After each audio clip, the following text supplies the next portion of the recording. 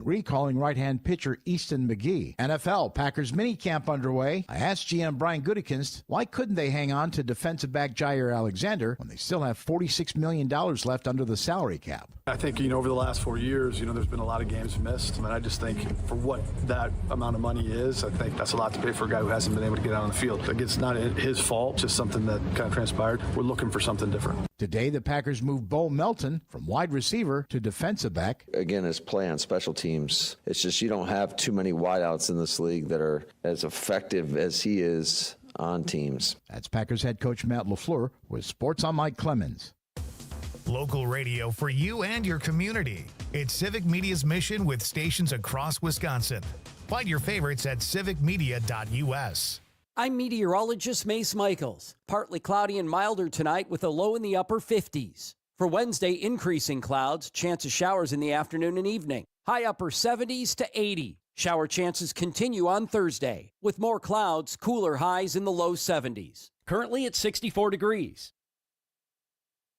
Matt and Air on Air. State Representative Christian Phelps. As somebody who's in my first term in the legislature, one of the striking things is how seldom the majority party speaks with us. I don't know how many of my colleagues personally feel LGBTQ people don't deserve freedom, but that's kind of irrelevant at the end of the day. They've already spent a number of days attacking trans people because those are days they don't have to spend defending their very unpopular economic agenda. Matt and Air on Air, weekday mornings 9 to 11 on your local Civic Media radio station and on the app. Dr. Kristen Lyerly. Mayor of Sheboygan, Ryan Sorensen. If you want strong communities, you need to have strong quality childcare accessibility in your community. Whether you have kiddos or not, it impacts you whether directly or indirectly. And that's why, being supportive of programs from the state level that can support local agencies is vitally, vitally important. So it's all intertwined. This is not just for parents of small children. This is mission critical. The Dr. Kristen Lyerly Show, Saturday and Sunday afternoons at 3 on WGBW and WISS and the Civic Media app. Todd Albaugh. Hey everybody, join us next time. Pat Kreitlow, Trinity Olson join us for a Wednesday round table, along with Dan Schaefer of the Recombobulation Area for his new take.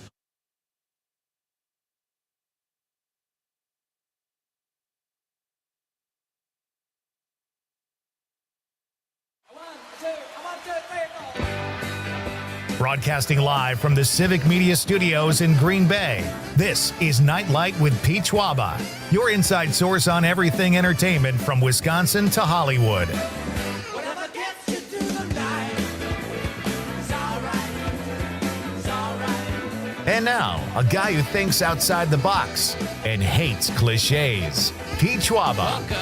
Welcome to Nite, ladies and gentlemen. It is a beautiful Tuesday night here in our gorgeous state of Wisconsin as we ease into summer. And when I say ease into summer, I am speaking conservatively because it doesn't feel like it's ever going to get here at this point. It's like gloomy, but they're all wonderful days. Don't get me wrong. I don't mind a little rain. I don't mind some bad weather, but give me a nice day, especially because today of all days, we should have good weather because it is the kid, Conrad Krieger, the K-Man. It's his birthday. Happy birthday, buddy. Thank you. How's it going? It's going well. Did you wake up to birthday greetings aplenty? Yeah, definitely. Yeah? Got the birthday wishes, yes. All right. What are you going to do?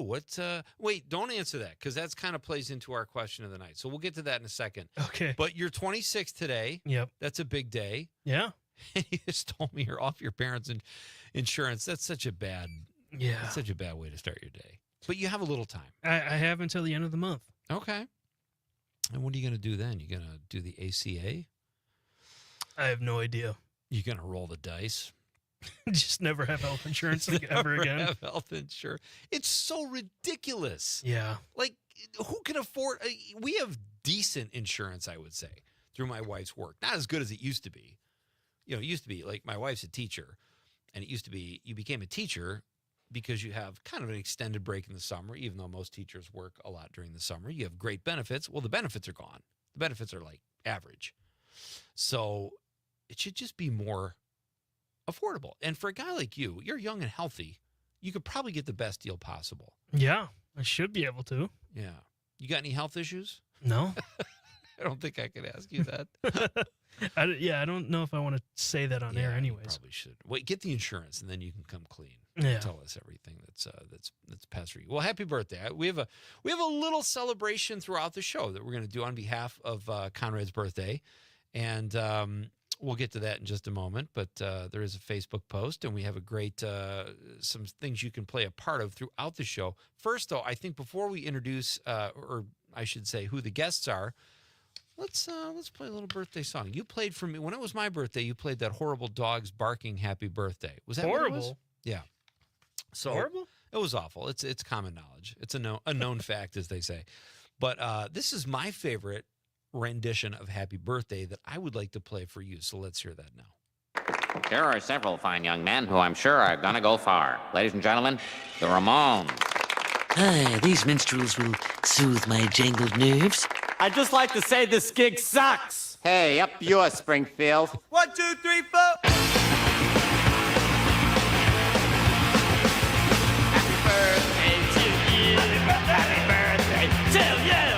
Happy birthday, Bernsey. Happy birthday to you. Go to hell, you old bastard. Hey, I think they liked us. Have the Rolling Stones killed. Oh, sir, those aren't... Do as I say. Have Conrad Krieger killed. That's a great happy birthday. Yeah. That's a great. This couple is walking by back and forth. They're very confused. They don't know if they want gelato or not.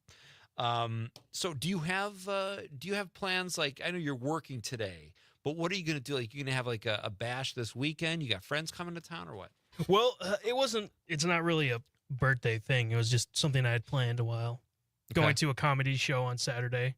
A comedian, Noel Miller, who I like his podcast, and I've listened to him for, I don't even know, probably like 6 years or something around there. Nice. Where is he performing? He's at the Improv in Milwaukee. Well, actually, it's like Brookfield. Oh, okay. And nice. so I mean, actually, I seen him there already. I went to a show, I don't know, 2 years ago, and he's part of the Tiny Meat Gang podcast.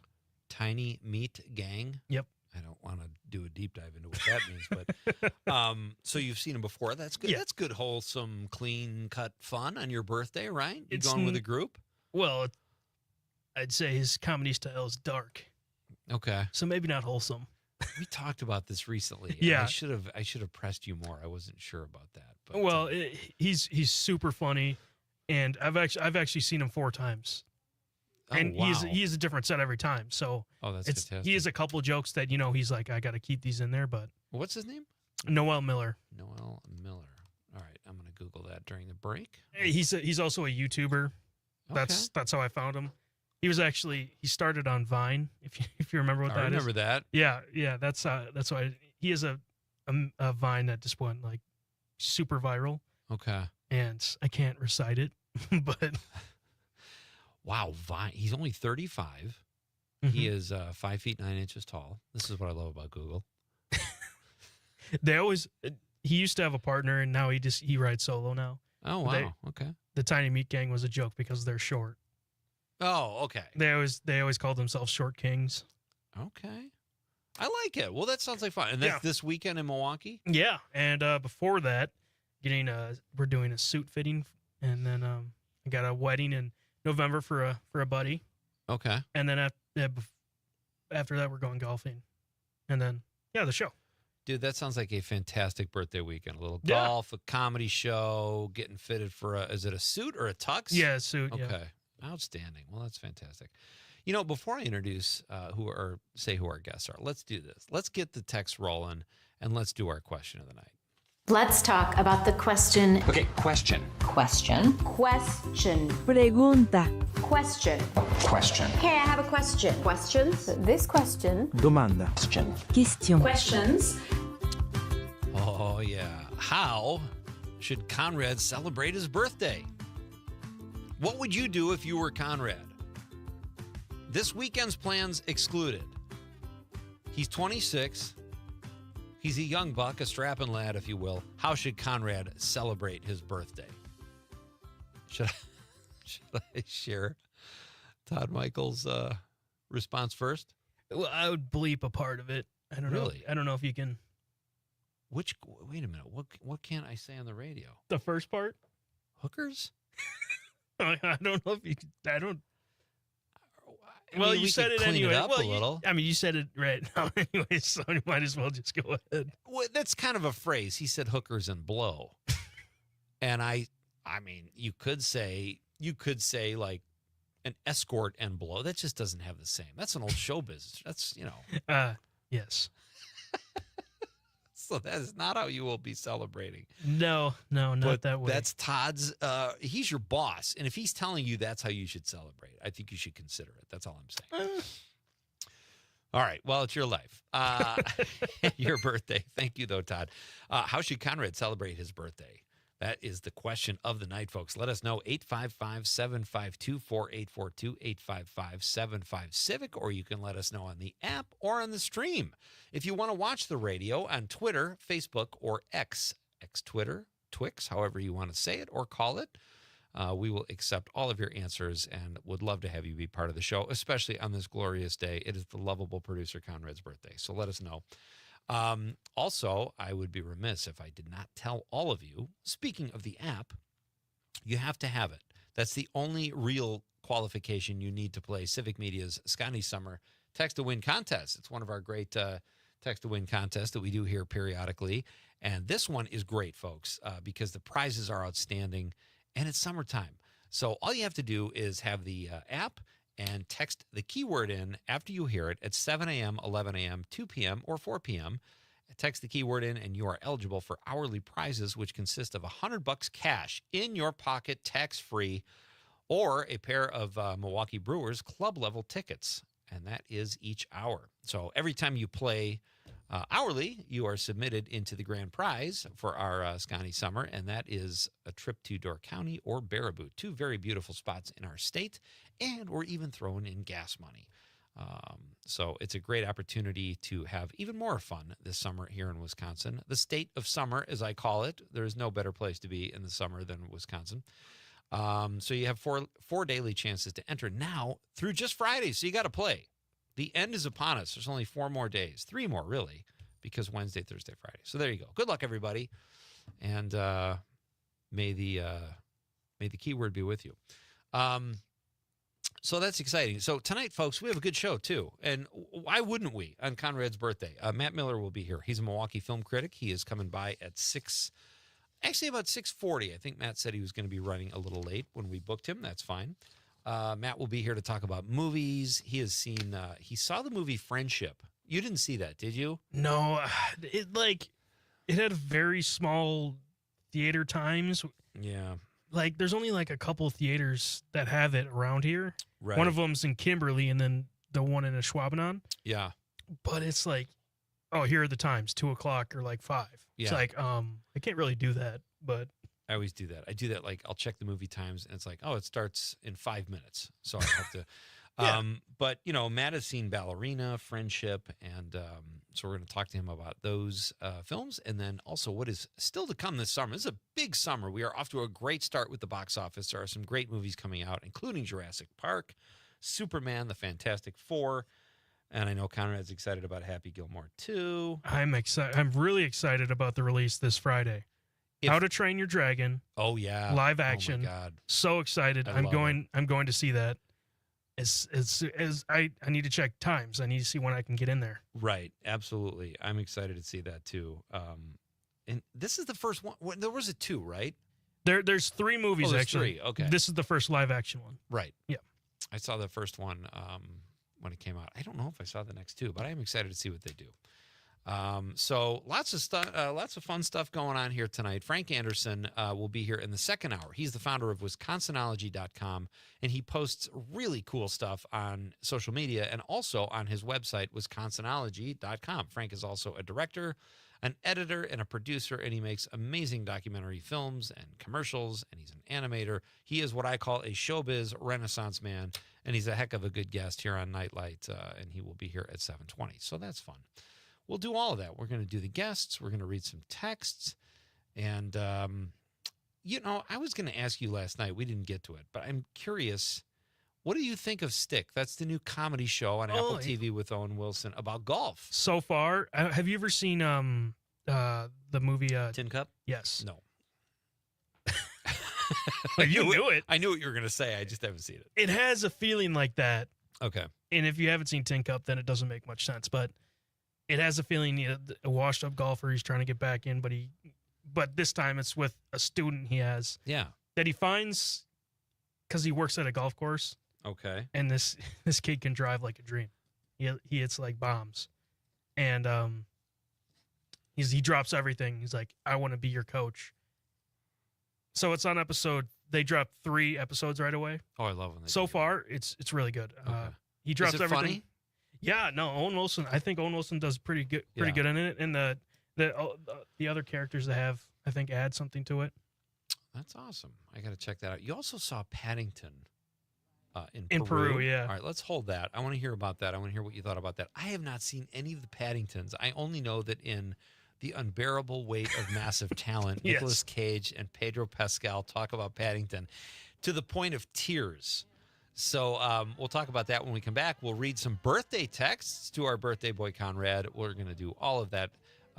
Hey, Matt Miller's here and Frank Anderson. Might be the first time ever. We might make radio history.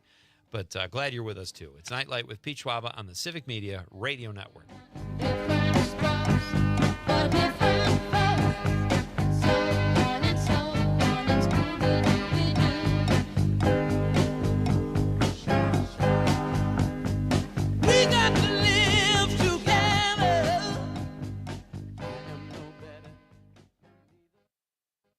You're listening to the Talk of Green Bay, WGBW, home of Mino and the Mayor. Appleton Cigar Company on College Avenue has been serving the community for over 25 years. If you are a cigar aficionado looking for a one-of-a-kind experience, you need to check out Appleton Cigar, which boasts the largest selection of cigars north of Milwaukee with over 706 cigars to choose from in a walk-in humidor. The Cigar Lounge offers an impressive variety of spirits and cocktails that pair perfectly with a premium cigar. For the full experience, come to Appleton Cigar at 415 College Ave, Monday through Saturday, 11:30 a.m. to 10:30 p.m. For more information, go to appletoncigar.com.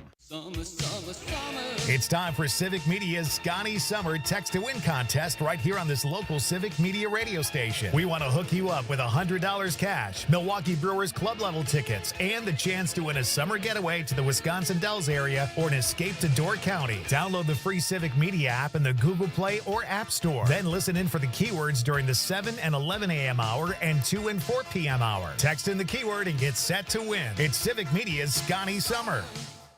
Here at Total Wine & More, our amazing selection means you'll always love what you find. Dad, what are you doing here? Just getting a sneak peek at my Father's Day gifts. Well, I was thinking of getting you this Barrel Select bourbon. That's a really nice bottle. And Total Wine has it at the totally lowest price.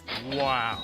You always were my favorite. Thanks, Dad. Talking to the bourbon, sweetie. Find what you love what you find. Like the perfect gift for Dad at the perfect price. Only at Total Wine & More. And drink responsibly. B21.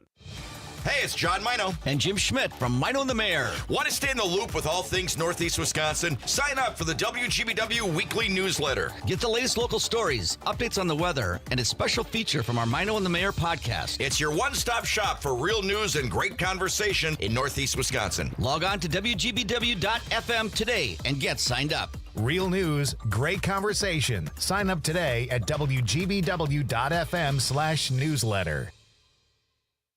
We are the National Park Foundation, and together with you, we're creating a future where every person, every generation gets their chance at an unforgettable moment.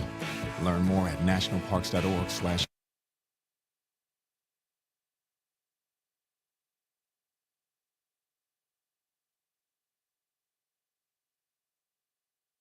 Oh, where can you go when your money gets low? In the basement, down in the basement. And if a storm is taking place, you can then still be safe in the basement. Etta James, beautiful, great song. We heard Sly and the Family Stone going into the break, which was relevant because he just passed away at the age of 82. I think his name was Sylvester. What's his name? Sylvester. I just did this in the beats. No, it wasn't. It was Stewart, Sylvester Stewart. That's right. And you know what? Funny, last night I Googled Sly Stone because I couldn't remember what his, I said, what are the biggest hits? Because I remembered Dance to the Music, which we have, and Everyday People. and I wanted it like another song, and I couldn't think of one offhand, so I Googled Sly Stone hits, and it came up as Sliced Stone hits. And believe it or not, that was what they called them sometimes, Sliced Stone. And I was like, that's a weird thing that just kind of worked out. The band Sly and the Family Stone is often referred to as Sliced Stones due to their unique sound. How do you like that? Why can't I make a mistake once that gets me $1 million? That's a good question. This just kind of saved me like 4 seconds. It was still kind of cool. Anyway, he is gone at 82. But if you want to see a really cool documentary, it's called Sly Lives. I think it's on Hulu. Really cool. Like a serious pioneer in music. You know, influenced Prince, the Red Hot Chili Peppers, Stevie Wonder, and some great tunes as well. So, all right. And then, okay, here's my dilemma, Conrad. What would you do? You don't drive an hour to get here anymore. I do. So for Father's Day, we were just going to go out to eat because my daughter just got a waitressing job. We were going to go out to eat. And then my dad calls and says, hey, my brother Andrew, he comes up to Marinette a couple times a month. He lives in Charlotte, North Carolina. And he said, Andy wants to go to a Cubs game.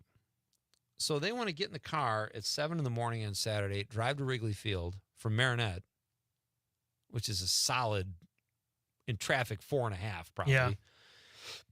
Go to the game, have dinner, and then possibly drive back or just get a hotel room. I got to tell you, the first thing I said was just, no, I drive every day. It's like 10 hours a week I'm in the car. What would you do if you were me? I wouldn't. I wouldn't do it? No. It's just so easy to sit on the porch. Yeah, that's a long Lance it's a long way Barber to travel. teased me about sitting on the porch last night. But I like to sit on the porch in the summer. Yeah. Have a nice seltzer, a nice non-alcoholic beer, play my guitar. I don't think I want to sit in the car that long. As much as I'd love to go to a Wrigley Field. I spent a lot of time at Wrigley Field as a kid. I haven't been there in about 5 or 6 years, but it's the car ride. And we'd probably talk. It'd be fun. But it's a long drive. It's a very long drive. So I think I'm going to pass, but it's fun to ponder. All right, so it is Conrad's birthday, ladies and gentlemen. Our question of the night is, how should Conrad celebrate his birthday? Do I have the social media responses, Conrad? They should be. Do I have them here? I want to read those because we always get great. I do not have those. So we'll go to the text line. And how apropos, the first texter tonight on the K-Man's birthday is Paula Krieger. Same last name, no relation. Ha, just kidding. Of course they're related. It's Conrad's mom, and she says he should fly to Florida and go golfing with his mom. Well, I thought Wrigley Field was a tall order. I mean, if she pays for airfare, I'm all for it. Don't you think she would? Yeah, I You'd think be paying your own insurance soon. You don't have that kind of scratch. Exactly. That's a great text, Paula, and happy Conrad's birthday. Anna from Madison, she's in the 608, says, hi, Pete. Happy birthday, Conrad. I think Conrad should go golfing in Door County. I was close to Door County while I did it, when I golfed today. Really? Not really. I was like 2 hours away, but... Tyler from Wisconsin Rapids says, kick that big monkey's butt, blow out his candle, and eat his cake. That is kind of a kick-ass text. I don't really fully understand it, but I like to kick that big monkey's butt. Is that some kind of birthday thing I'm unaware of? Jargon? Slang? I'm not aware of it either. Love it, Tyler. If you feel like elaborating, please don't hesitate. Ed from Madison, also in the 608, says, in my adult life, I have never worked on my birthday. I suggest Conrad follow my lead. Well, he's already here, Ed. I'm out. I'm out. Well, keep pushing buttons. Listen, if you ever had an excuse to take a powder, it would be on your birthday. Some great responses from social media, too. Daniel Wheeler says, Conrad should celebrate his birthday with a free medium order of McDonald's fries available exclusively through their app. Wow. I like the suggestion, but I'm going to have to pass. A free fry on the app? A Civic Media Scotty Summer contest on the app? It's all about the app tonight. Thank you, Daniel. Aunt Carla checks in. Conrad's Aunt Carla. Happy birthday. Love Aunt Carla and Grandma Krieger. That's kind of nice. Well, thank you. Yeah. Does your grandma, do you have a good relationship with your grandma? Yeah. Yeah. Emerson Lehman, our pal Emerson, he is one of the hosts of the WBAY morning show here in Green Bay. He says, happy birthday, Conrad. And you guys went to the same high school. Emerson did double, actually. He posted happy birthday on that and on my timeline. And on your timeline. So thank you, Emerson. Those numbers add up. What? Now, where was Emerson? He was a couple years older than you? He was 1 or 2 years. I can't remember. 2 years older. Wow. Yep. Okay. His brother was in my grade, so. That's right. Okay. J.B. Thompson, that's the guy behind the guy, Conrad. Yeah? Behind the guy. I took out a guy there. He says, happy birthday, Conrad. Paula Krieger, double dipping. Mom, at it again. Happy birthday, Conrad. Love, Mom. And Mom's text got 3 likes. There we go. See, all of that is going to affect the algorithm, Conrad. These are going to be rolling in all night. Mike Desitel says, happy birthday, Conrad. I think Pete should let you host a segment on the show where you interview him. I'm going to get all the dirt. Hey, we got a few minutes to kill in the next segment before Matt Miller joins us. Maybe we'll do that. We've also got some more text to read. We'll get to all of it tonight. It is the K-Man's birthday.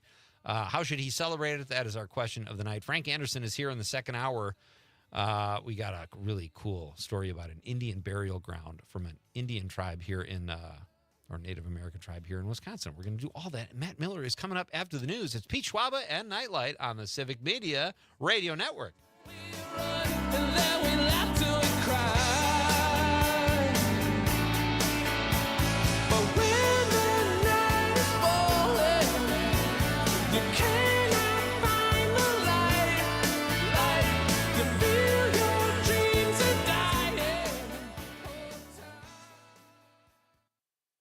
Talk of Green Bay, WGBW, home for the Maggie Dawn Show. Your news, conversations, and a whole lot of fun. It's all on your local Civic Media radio station or the Civic Media app.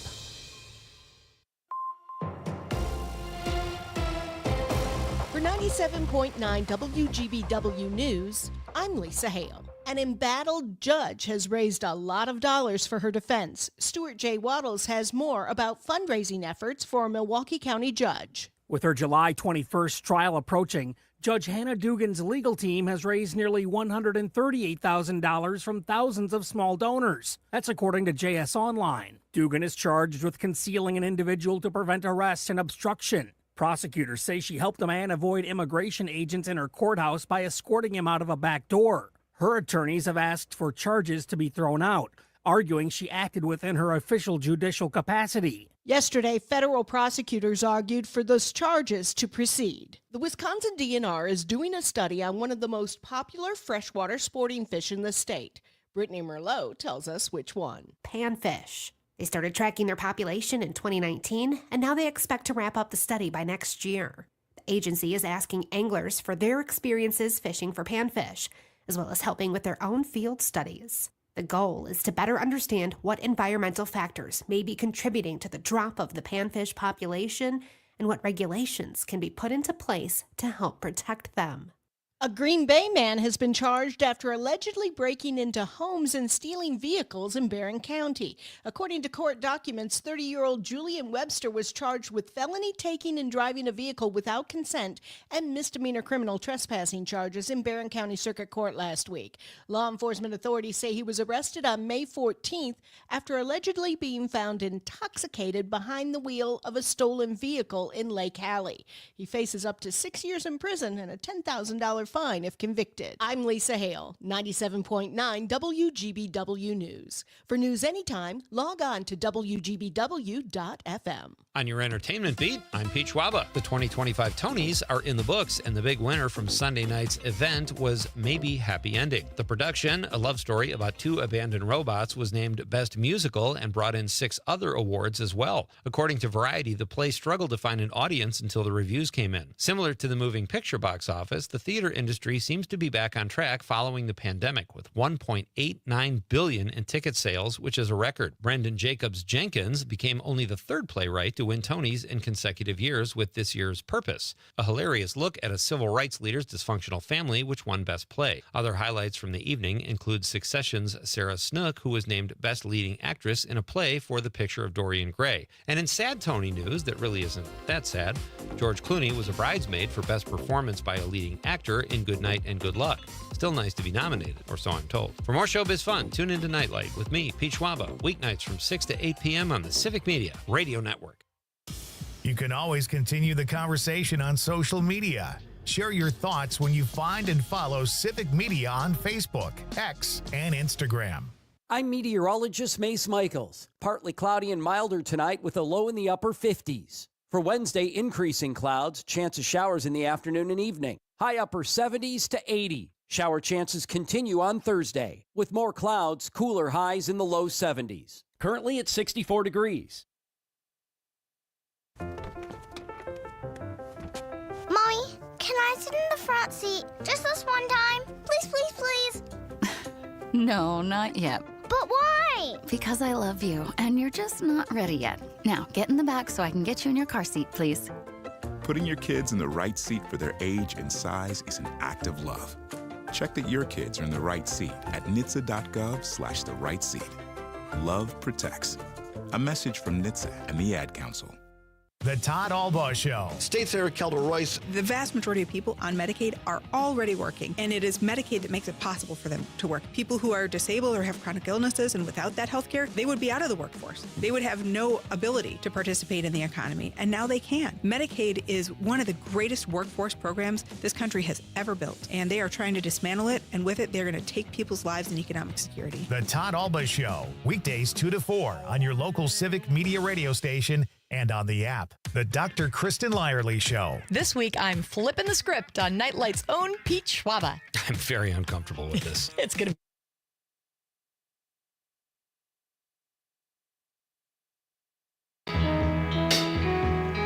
You're just too good to be true. Can't take my eyes off of you. You'd be like Such a great heaven song. to touch. Have you seen the Deer Hunter? I have not. That song might be my favorite song from a movie. I know we've done a question like that before. What is your favorite song from a movie?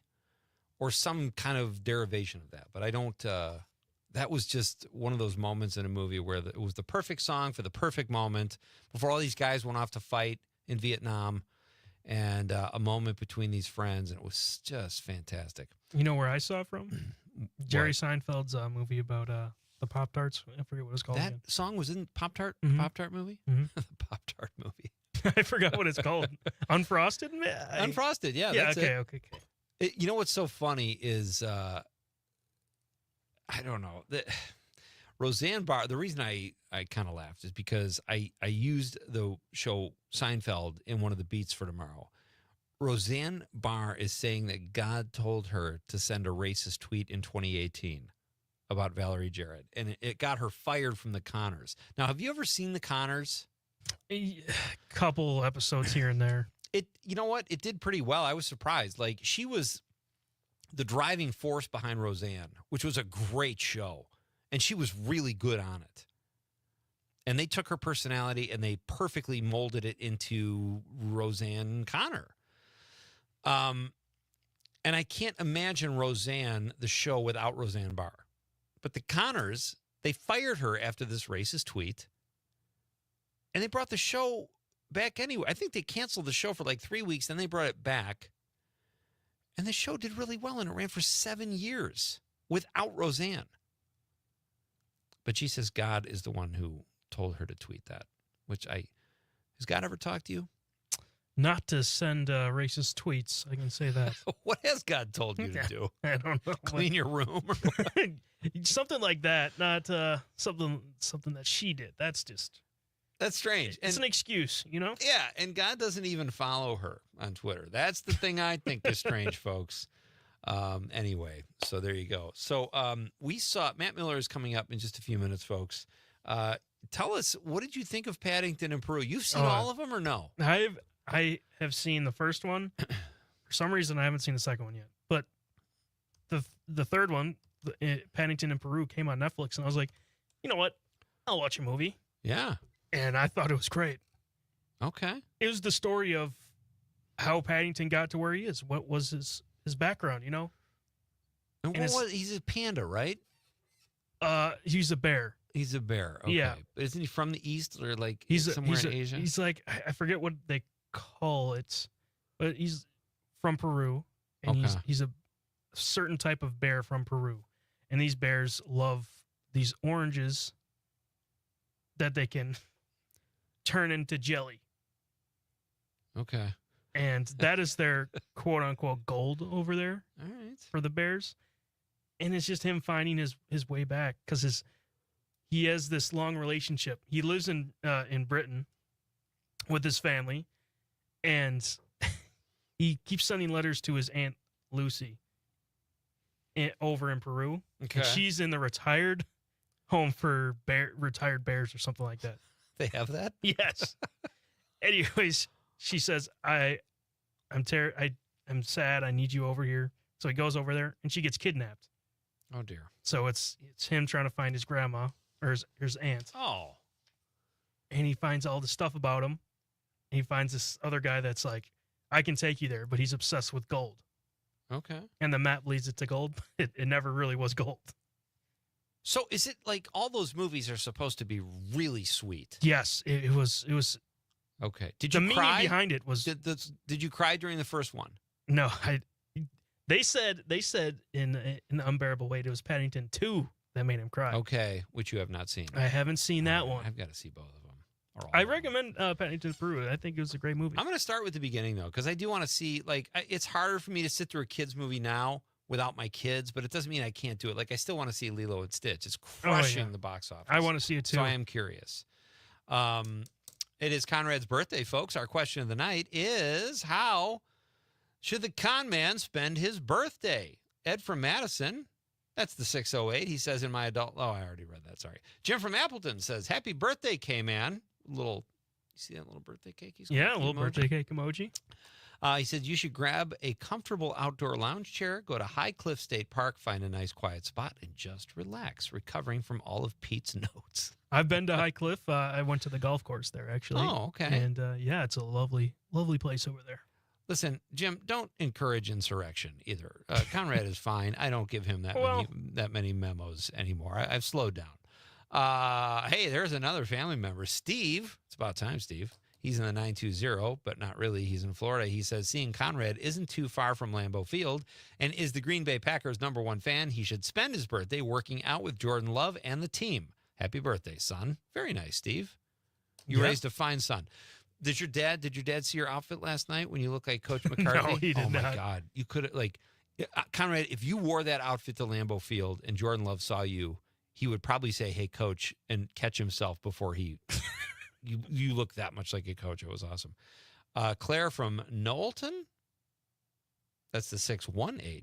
Conrad, go to the Google. Where's the 618? I don't even know that. She says, I always think about The Deer Hunter with that song, too. Great movie with Christopher Walken. Yes. Claire, Christopher Walken, that's the first movie I ever saw Christopher Walken in. And he was so good, and his character is so tragic. But I was like, who is this guy? He was great. Tom from New Berlin, he's in the 414. Our pal Tom says, Conrad, go golfing, and since your birthday, unlimited mulligans. Oh, that's nice to hear. Yes. That's a good one. All right, so we've got more. All right, so I missed part of Mike Desautel's social media post. He said, happy birthday, Conrad. I think Pete should let you host a segment of the show where you interview him.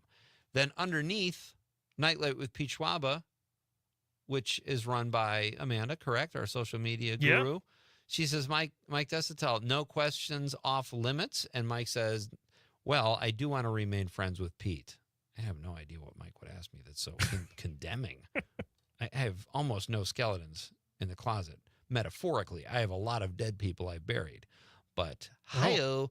Wonderfully, Wisconsin, our pal Paul says, how about Conrad finally goes to Cheesesteak Rebellion for his birthday? I still haven't done that. Where is that? It's in Green Bay. I think it's right here? I think it's in De Pere, actually.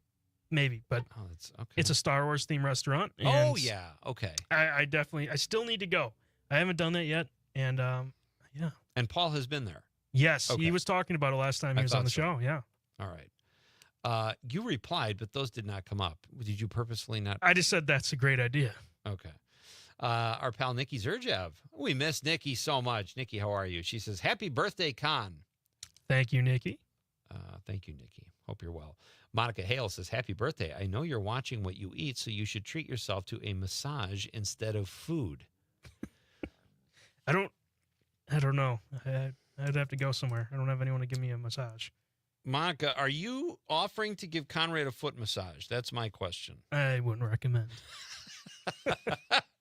Conrad does not want anyone touching his dogs. I hate feet, so I hate feet. I can't even stand looking at my own. You just turn your head away when you put your socks on. Claire from Knowlton texted us back. The 618 phone number is a carryover from Southern Illinois. I'm in Central Wisco now. That's a good move, Claire. Not much going on in Southern Illinois. I used to work at Comedy Club down there, and it's pretty barren. We have Matt. He's We in got there. Matt? Yeah. Matt Miller? Milwaukee film critic Matt Miller? Is he on the line? Hey, buddy. Howdy, howdy, howdy. Great to have you, and glad you could do this. Thanks for adjusting your schedule slightly. What did you have a class? Did you say, Matt? Yeah, I had an appointment, unfortunately. But thank you for adjusting your schedule, because Oh, hey. I will rearrange my entire life and everyone in it to talk movies. I'm sure your wife and kids appreciate that. So, but we sure appreciate your time, and it's great to have you back. How are you? I'm doing great. It is officially summer in terms of movies, in terms of weather, in terms of festivals. It's great. Yeah, you look like you got a little sun, buddy. My appointment was a workout situation, so I am sweaty and I am sitting. Okay. So I am attempting to be healthy, trying to make up for all the time I spent in a dark movie theater eating Mike and Ike's. Oh man, you're paying the check. Awesome, I love it. Well, that's great. So I'm a little behind on movies in theaters, and I know you're much more caught up than I am, as usual. But here's one that I'm kind of struggling with, Matt, because I saw really good reviews, really good audience scores, at least on Rotten Tomatoes, for whatever that's worth. But John Wick Ballerina, the latest installment, I've seen people I respect kind of come out against it, but it reviewed well. What did you think? Yeah, it's interesting because ever since John Wick has become kind of modern action movie canon, you know, we've seen all these ripoffs come out. We've seen like stuff like Gunpowder Milkshake and, you know, all sorts of these movies that are trying to do the John Wick thing. And you can watch Ballerina and you can see the real deal and the ripoff all in the same movie. So the first half of Ballerina plays like a ripoff. The action is totally serviceable. You know, the plot is kind of dumb and silly and kind of you don't really have much investment in it. There's just not that much excitement to it. And that's because I think the first half of the movie is directed by the credited director, Len Wiseman, who's kind of a hack. Like he did the fourth Die Hard movie. He did the Total Recall remake that no one asked for. He's totally a serviceable director in every way. And then the back half of the movie cooks. The back half of the movie plays like a genuine, real deal John Wick movie. The action has these really cool, clever, fun beats. The action doesn't cut as much. You're genuinely like, you can tell that a stuntman is now behind the camera because they are just absorbing all of the cool, like, flexibility and the cool stuntman work that goes into these action scenes. And for that half of the movie, it rules. There's like these awesome flamethrower fights where like people are lighting their feet on fire just for the kick of it. And you've got like this crazy kind of ski resort filled with assassins. And they're all like, there's like fight scenes with ice skates on and stuff like that. It's like, it is so clever and fun. And there are action beats that you remember because that's the stuff that makes John Wick pop, is that these are people who are like, the story of this action scene is going to be this. The story of the action scene here is going to be mirrors. There's beats and action ideas going on instead of just, you know, what if a person kicked another person in the face? So what I'm trying to say, I guess, is that the movie's kind of a mixed bag, but it's all worth it for that back half where you were watching quality, awesome action. Ana de Armas is a very captivating lead. She is playing the ballerina assassin in the movie. I had a good enough time. If you like John Wick, you will like most of Ballerina. And if you're not a big John Wick fan, then you probably have tuned out the past 2 minutes that I've been talking.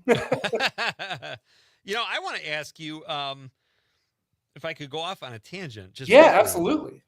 Total Recall. I remember like 2012-ish. Yeah. The remake, I saw that coming and I never saw it, and now it's gone, and that's the first I've heard you mention it. How was that terrible? It is a total waste of time. Total Recall is one of my favorite movies. I think it is a perfect Arnold Schwarzenegger movie. Oh, It it's is great, a perfect it is a perfect sci-fi movie. Like, it is both as smart and as dumb as you want that movie to be. Right. You want a movie where, Arnold Schwarzenegger is saying silly quips, but at the same time there's this like crazy sci-fi mind-bending stuff going on. It's kind of a perfect movie. It's the kind of stuff that I wish The Rock made more of, because The Rock is our modern day Schwarzenegger.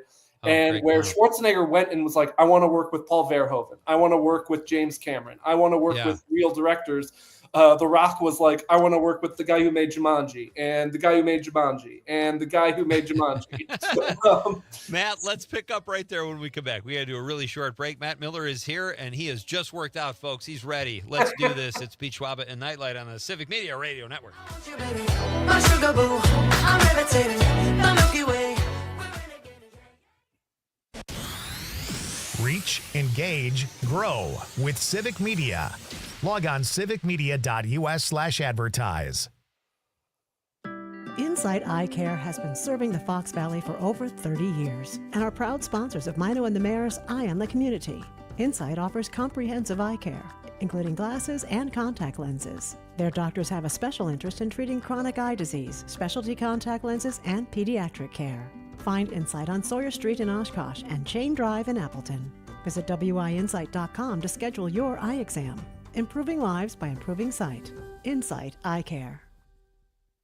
Why are interscholastic sports called the last classroom of the day?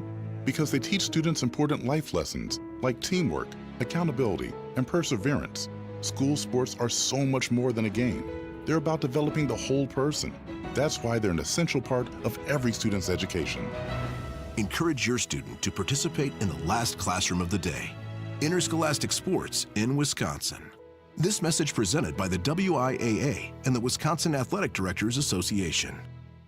You're listening to the American Democracy Minute, keeping your government buy-in for the people. In a highly controversial action, President Trump is testing the reach of his powers by sending 4,700 military personnel into Los Angeles to suppress protests. What are Title X, the Insurrection Act, and the Posse Comitatus Act? The Posse Comitatus Act forbids the use of the military to enforce laws against U.S. citizens under ordinary situations, but there are extremely rare exceptions. In his mobilization of the California National Guard and active duty Marines, Trump invoked Title X, a statute enabling the U.S. Armed Forces. Section 251 says, whenever there is an insurrection in any state against its government, the president may, upon the request of its legislature or of its governor if the legislature cannot be convened, call into federal service such of the militia of the other states in the number requested by that state, and use such of the armed forces as he considers necessary to suppress the insurrection. No such request was made by state officials. Under the Insurrection Act, the American Constitution Center notes 3 circumstances where a president may use the military on U.S. soil: when a local official asks for assistance, when an insurrection against the federal government or judiciary occurs, or when a state refuses to uphold civil rights. What constitutes an insurrection? That will likely be decided by the U.S. Supreme Court. Find more at AmericanDemocracyMinute.org. I'm Brian Beal.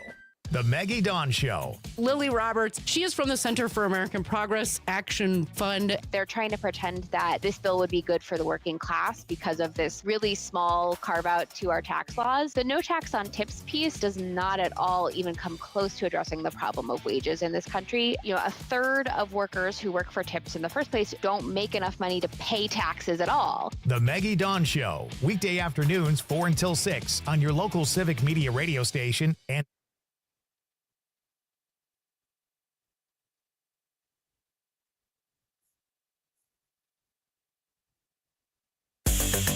Hi, this is Jenny Slate, and you are listening to Night Light with Pete Schwaba.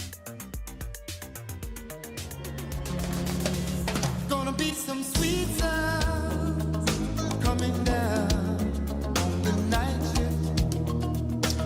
Welcome back. This is Nightlight. I am Pete Schwaba.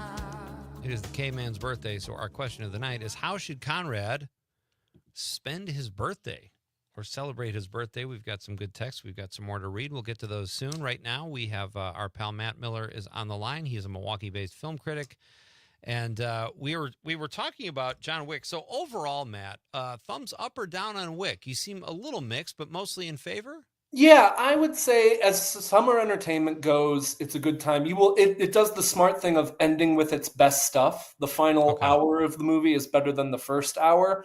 It's not the best John Wick movie, John Wick universe movie.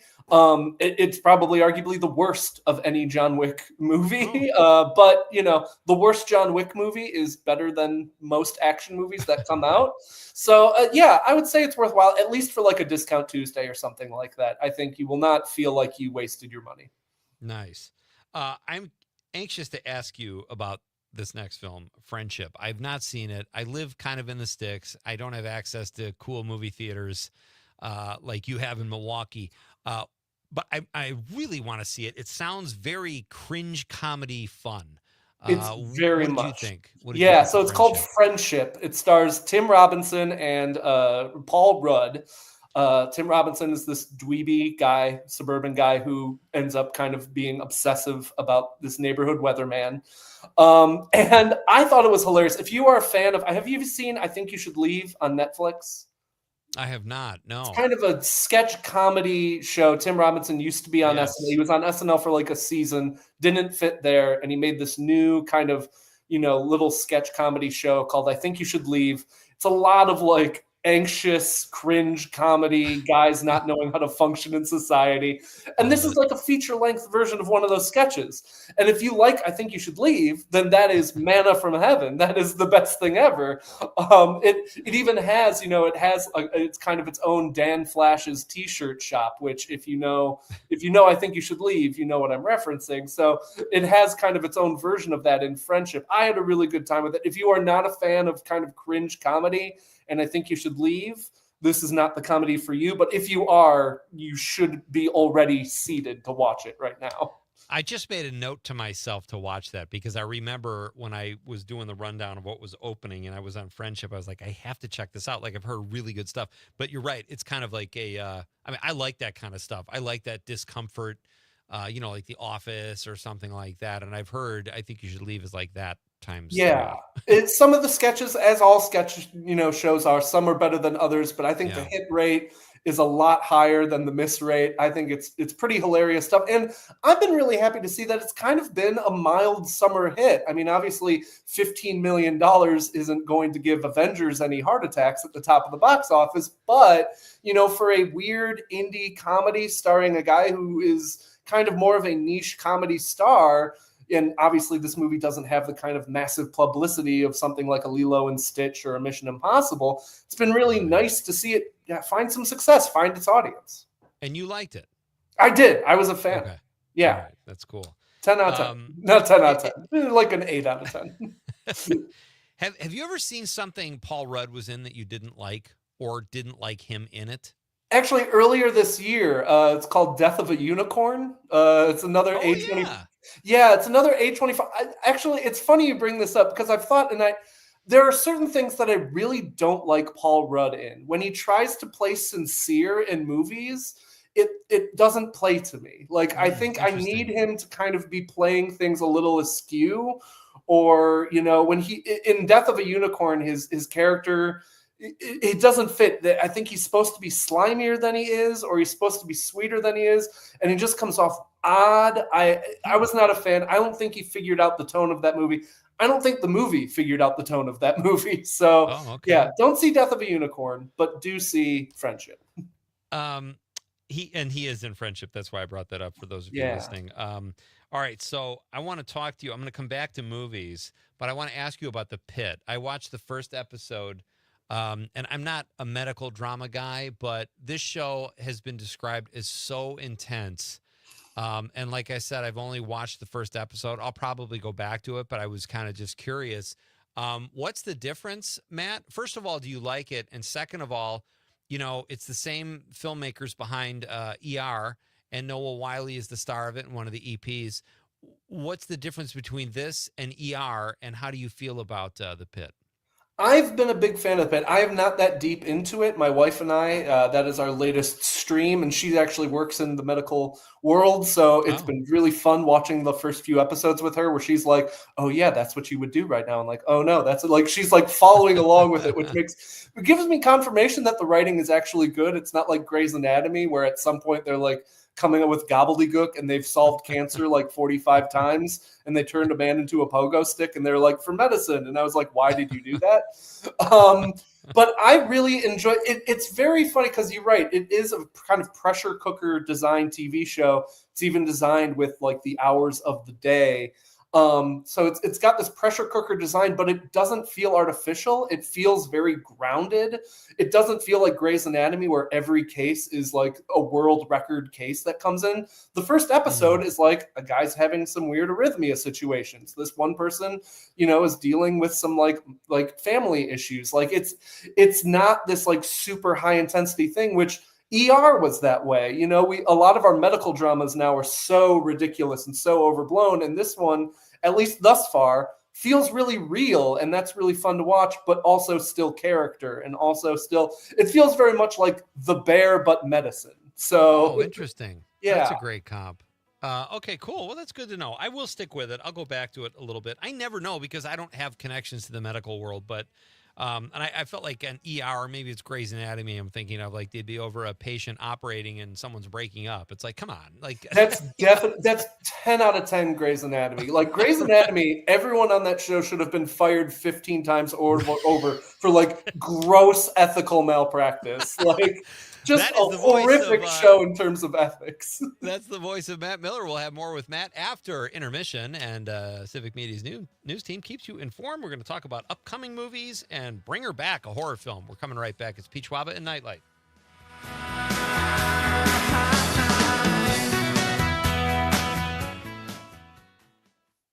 7.9 WGBW Denmark, Green Bay's real news and great conversation, a Civic Media radio station.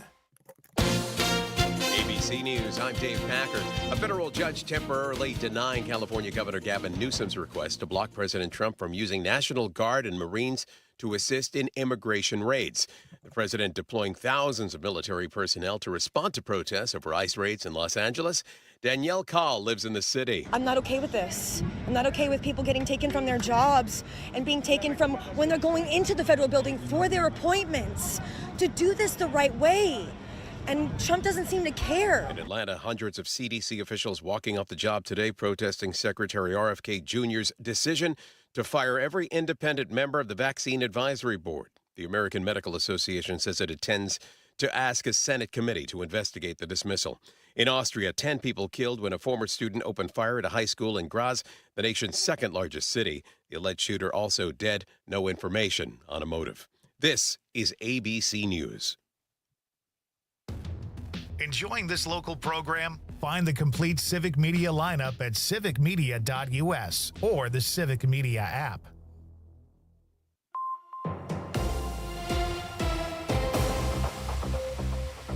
For 97.9 WGBW News, I'm Lisa Hale. Without school lunches, some kids may not eat in the summer, which is why the Wisconsin Department of Public Instruction has the Summer Food Service Program to help kids across the state get free meals and snacks. The program serves over 3 million meals at over 900 locations across the state every summer, helping children who may not have stable access to healthy food without school breakfast and lunch.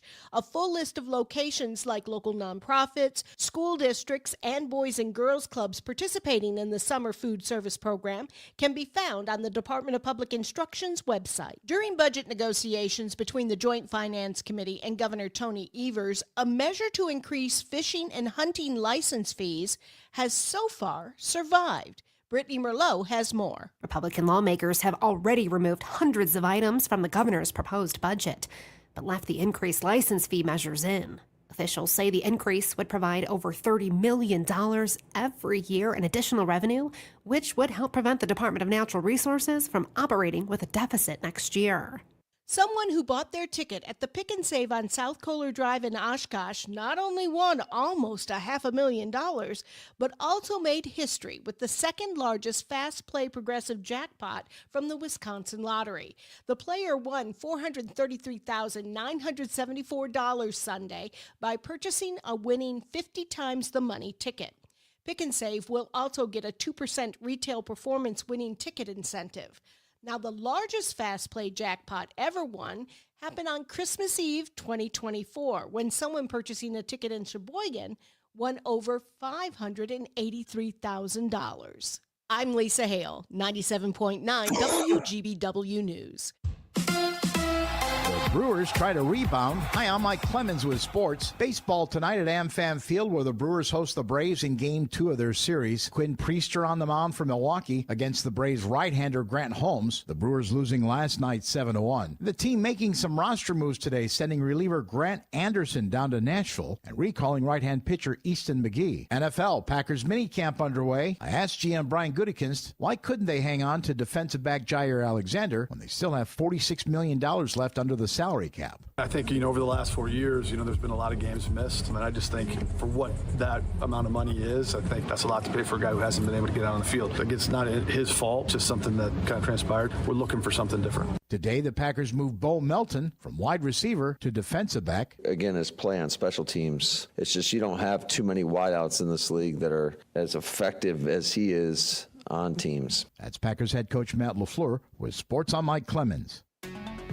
This is your local Civic Media radio station. Want to hear even more? Anytime? Find all of it at civicmedia.us.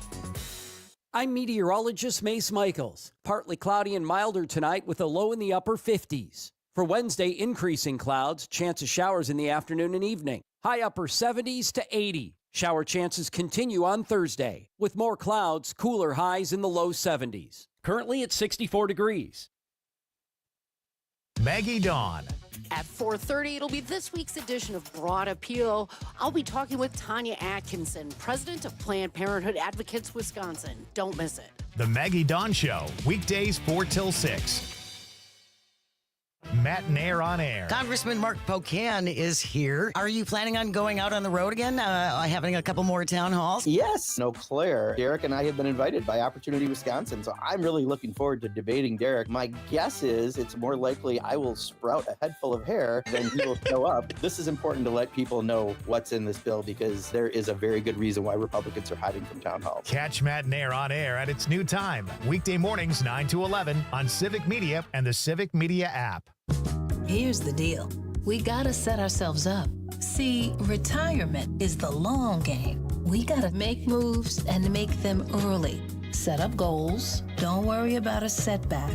Just save up and stack up to reach them. Let's put ourselves in the right position. Pre-game to greater things. Start building your retirement plan at this.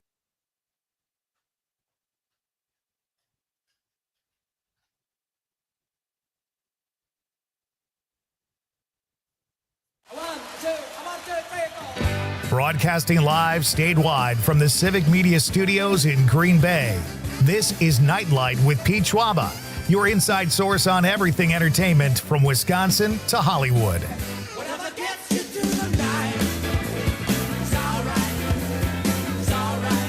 And now a guy who wanted to be in porn but didn't have the acting chops, Pete Schwaba. Hey, welcome back. This is Nightlight. I am Pete Schwaba. We are starting off Act 2 here of this Tuesday night edition. It is a big day here at Nightlight, folks. Conrad Krieger, the man behind the glass, running the board, doing what he does. It's his birthday today. He turns the tender age of 26. So you're welcome to text in, wish him a happy birthday. But our question of the night is, how should Conrad celebrate his birthday? How should a 26-year-old strapping lad celebrate his birthday?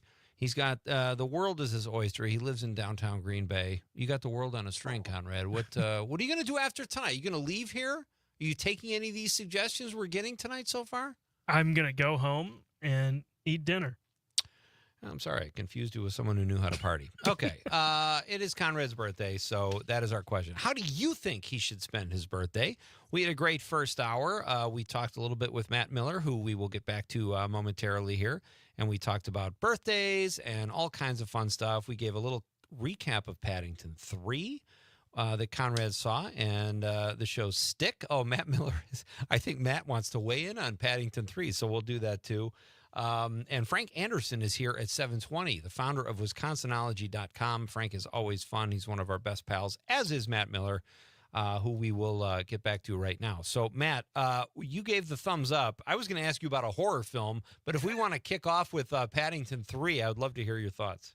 Oh, is Paddington 3 not a horror movie? No, I love the Paddington movies, and that includes Paddington in Peru. I found it very charming, very sweet. It's interesting because it's a new director from the first two movies, Paul King. He wasn't able to do the third one because he did Wonka, but I still think it has its charms. I still think it's a very sweet, lovely movie. It's probably the least of the three, but I find those movies so insanely charming. That's great. Yeah, I have not seen one of them. I know that we've laughed at Nicolas Cage and Pedro Pascal from The Unbearable Weight of Massive Talent. They reference Paddington 2 and how great it is, and the movies sound very sweet, but with my kids being grown, it's harder for me to sit down and watch a kids movie. So, but those three are on my list. I hear they're so kind. They're like feature-length hugs. They're just so nice. Oh, that's so great. Claire from Knowlton, that's the 618, even though she lives in central Wisconsin now, says, in that same vein, the recent Blade Runner 2049 was decent. Matt, I saved that text to see what you thought about that. I saw it too, but it's been a while. I would agree that the new Blade Runner 2049 was decent. I would argue really good. It is a very gorgeous movie. That's Roger Deakins on the cinematography. So gorgeously done. I wish I liked it as much. Some people love that movie. Some people were like, that movie needed to be a Best Picture nominee. The story is a little too attached to the original Blade Runner. It's kind of got this weird thing where it's kind of got stuff going on and kind of not. I kind of just wish it made its own story in the Blade Runner universe rather than doing the legacy sequel thing where it's like trying to like catch up with all the characters and all that stuff. But no, that movie's, just period. That movie's gorgeous. Like you could frame every shot of that movie and put it up in your house as artwork, and everyone would be like, good art. You did great. Yeah. All right, let's pivot and go to my favorite new studio, A24. You saw Bring Her Back. Bring Her Back is A24, right? It is, yeah. This is like our third A24 movie we've talked about today. They've really kind of become the indie studio. They're just doing great stuff, even if it's not a genre I love. They're doing great work. Conrad saw it and did not. Well, you said it wasn't for you, right, Con? It wasn't. I don't think I watched that. Who was I just talking to? Somebody just saw Bring Her Back and said no, thank you. Oh, maybe it was just the trailer you saw. But what did you think, Matt? Oh, yes, it was the trailer. Yes, this movie looks scary. Yeah, and your opinion of the trailer is the one I have of the entire movie. No, thank you. It's a shame because it's directed by two brothers who started on YouTube. I believe they're pronounced like the Philippou brothers. They're from New Zealand or Australia, I believe. And their first movie, Talk to Me, came out about 2 years ago. Was a little summer horror movie hit. And that movie's good. That movie's got a little zip to it. It's got a mean bone in its body, but it's also, a fun horror movie. And this one to me is just a kind of unpleasant slog. It is this unrelenting, for those who don't know, it's about these two kids who get adopted by Sally Hawkins from The Shape of Water. But she also has this other child who's very weird, and you find out why as that movie goes along. And it's just unrelenting in a very grim and ugly way, but not in an interesting way either. It's trying to be about grief and trauma because every kind of prestige horror movie is about grief and trauma these days. But there's just no feeling behind it. It feels... There's no emotion to it, and that even goes to the violence in the movie. It's an extremely violent, gory movie. It is not. It is pretty gross. If you are not a blood person, this is not the movie for you. But like for as violent as it is and as gory as it is, it doesn't really hit. It's just a very cold movie. And I was sitting there and I hit like the 2/3 mark and I was like, I don't need to keep watching this. And I did. I kept watching it because I am, try to be a good ethical critic. But I just did not have a very good time watching it whatsoever.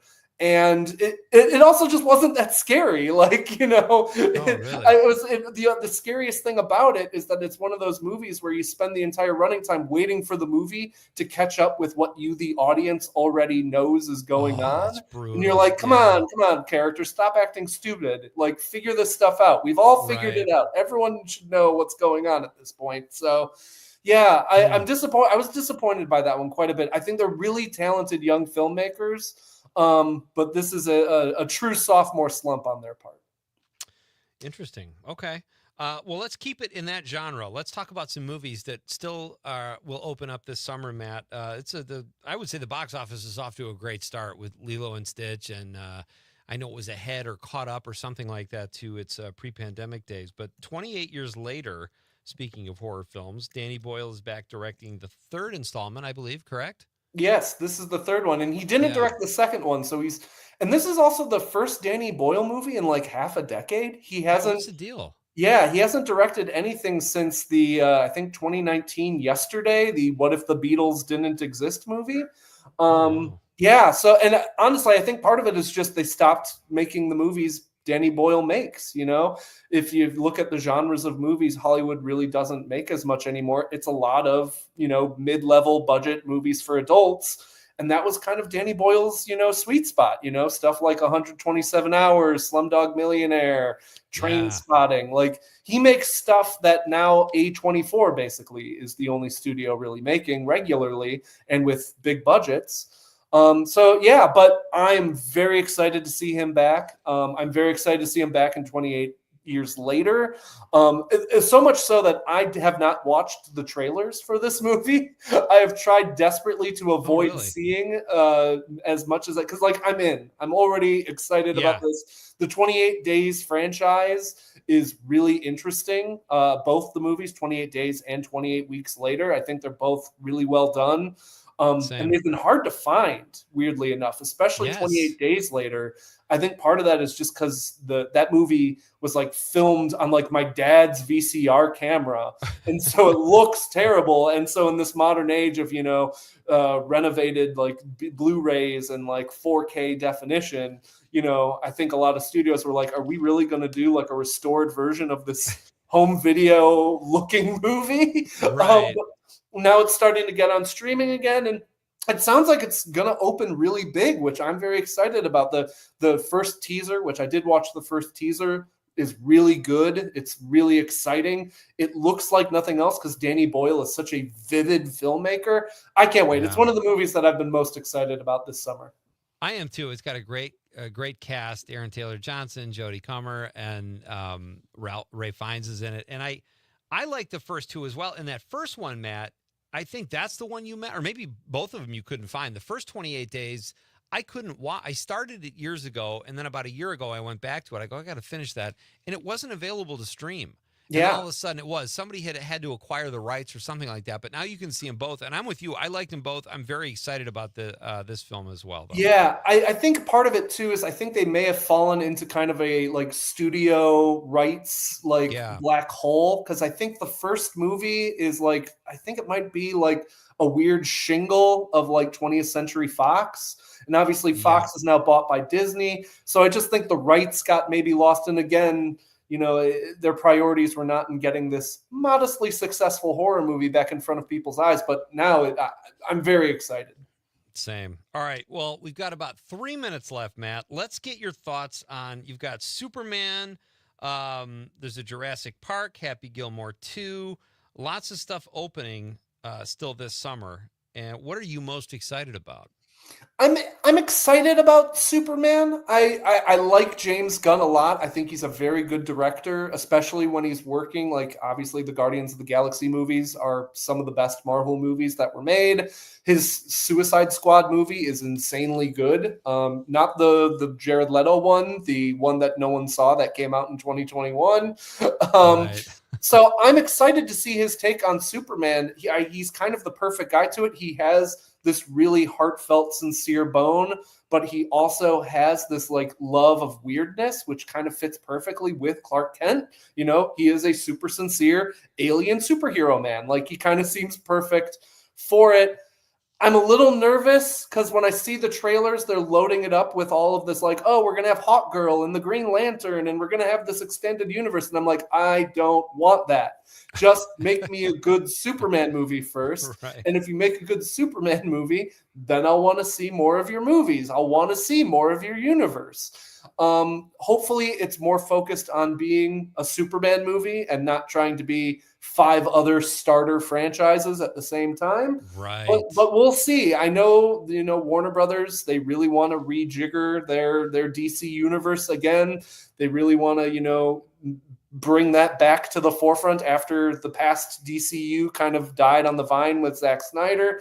So we'll see how it turns out. I think it's going to be a big hit. I don't know if it's going to be the monster hit that they think it's going to be, but I am happy to be proven wrong. What movie we've got about a minute left, Matt. What are you least, what does not excite you at all that still has to open?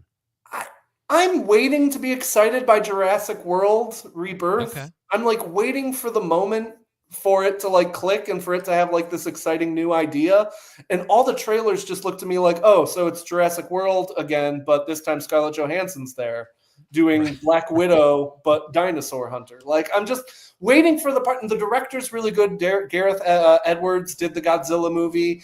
He did The Creator. He's a good director. I just haven't seen anything there. And I would say the one I'm least looking forward to is Bride Hard.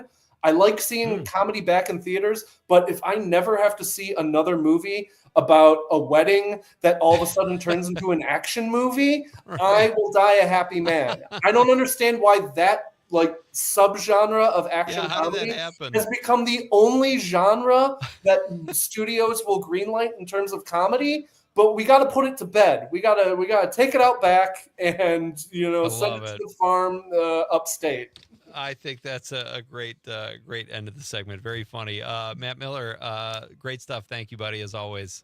Thank you for having me. And thank you for letting me cool down after my workout.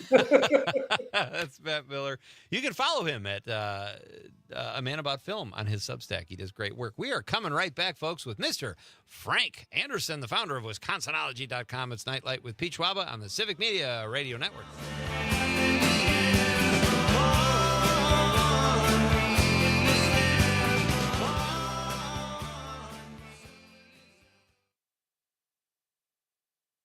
0.9 WGBW. Are you ready for some original funk, rock, and reggae? Well, if you're not, then it's time to start getting ready. It's Amanda with another new Wisco 411 for you, brought to you by Area 509 in Appleton. And speaking of Area 509, join them this Saturday from 6 till 10 to listen to Illuminati as they return to their outdoor stage. So enjoy great music, delicious Caribbean food, and cold drinks. This Saturday, 6 to 9, head to WGBW.FM and click events to find out more. Matt and Air on Air. Rick Reedus here, an economics instructor. Remember the film Planes, Trains, and Automobiles? A driver is riding parallel to him and honking their horn and saying, you're going the wrong way. And Candy and Steve Martin go, ha, ha, ha, how do they know where we're headed? Congress and the administration are saying, this is what we're going to do for our budget. But at the end of the day, the Congressional Budget Office basically said that bill is going to create another $3.8 trillion in debt over the next 10 years. Matt and Air on Air, weekday mornings 9 to 11 on your local Civic Media radio station and on the app. Imagine home. The smell of coffee, the sound of a lawnmower, the sun's warmth on your face. Free to be yourself, surrounded by love that helps you grow. This is a place to call home. That's an American dream we all deserve. But in 50% of U.S. states, you could legally be denied housing if you are LGBTQ+. Get the facts and hear real stories at lovehasnolabels.com. Brought to you by Love Has No Labels and the Ad Council. The Todd Albaugh Show. Positive psychology coach Kira Sabin, it is great to have you back. I love the idea of self-help, but there's also something called community help. We have become so divided, we've forgotten that our neighbor is really nice and makes great cookies and probably has the same concerns on a daily basis that you do. I think that we think things have changed, and I think we're just have stopped talking to each other. Catch the Todd Albaugh Show at its new time, weekdays 2 to 4 on Civic Media and the Civic Media app. Small businesses are the heart of America. As the nation's largest nonprofit resource of expert business mentoring, SCORE has helped millions of entrepreneurs build their businesses for free. Find a mentor today at score.org.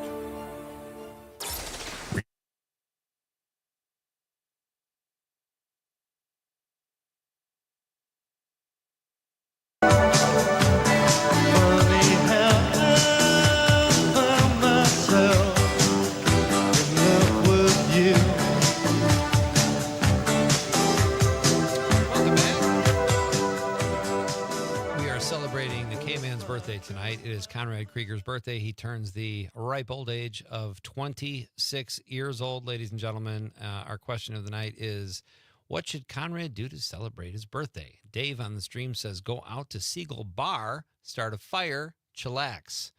Dave is referring to Seagull Bar in Marinette, Wisconsin. Many people will boat out to this sort of sandbar dealio that comes way out from Red Arrow Park in Marinette, and people will have bonfires there sometimes. It is a good place to chillax. Thank you, Dave. Dear Mageddon, the musical, says we need a Godfather of Green Bay universe. See what happens when you have Lance Barber on the show, Conrad? Mike Desatel is suggesting sequels again. They want to franchise a movie that didn't make any money, really. I think it's time for a second one. Okay. Dear Mageddon, the musical also says JB. That's JB. That's the guy behind the guy. Behind the guy. And he says Conrad should celebrate with a trip to an all-you-can-eat sushi place with Daniel Wheeler. Boy, you're getting golf outing invitations, Conrad. People want to take you out for sushi. It must be nice to feel loved. Yeah, I think I might take a couple of those up. Do it.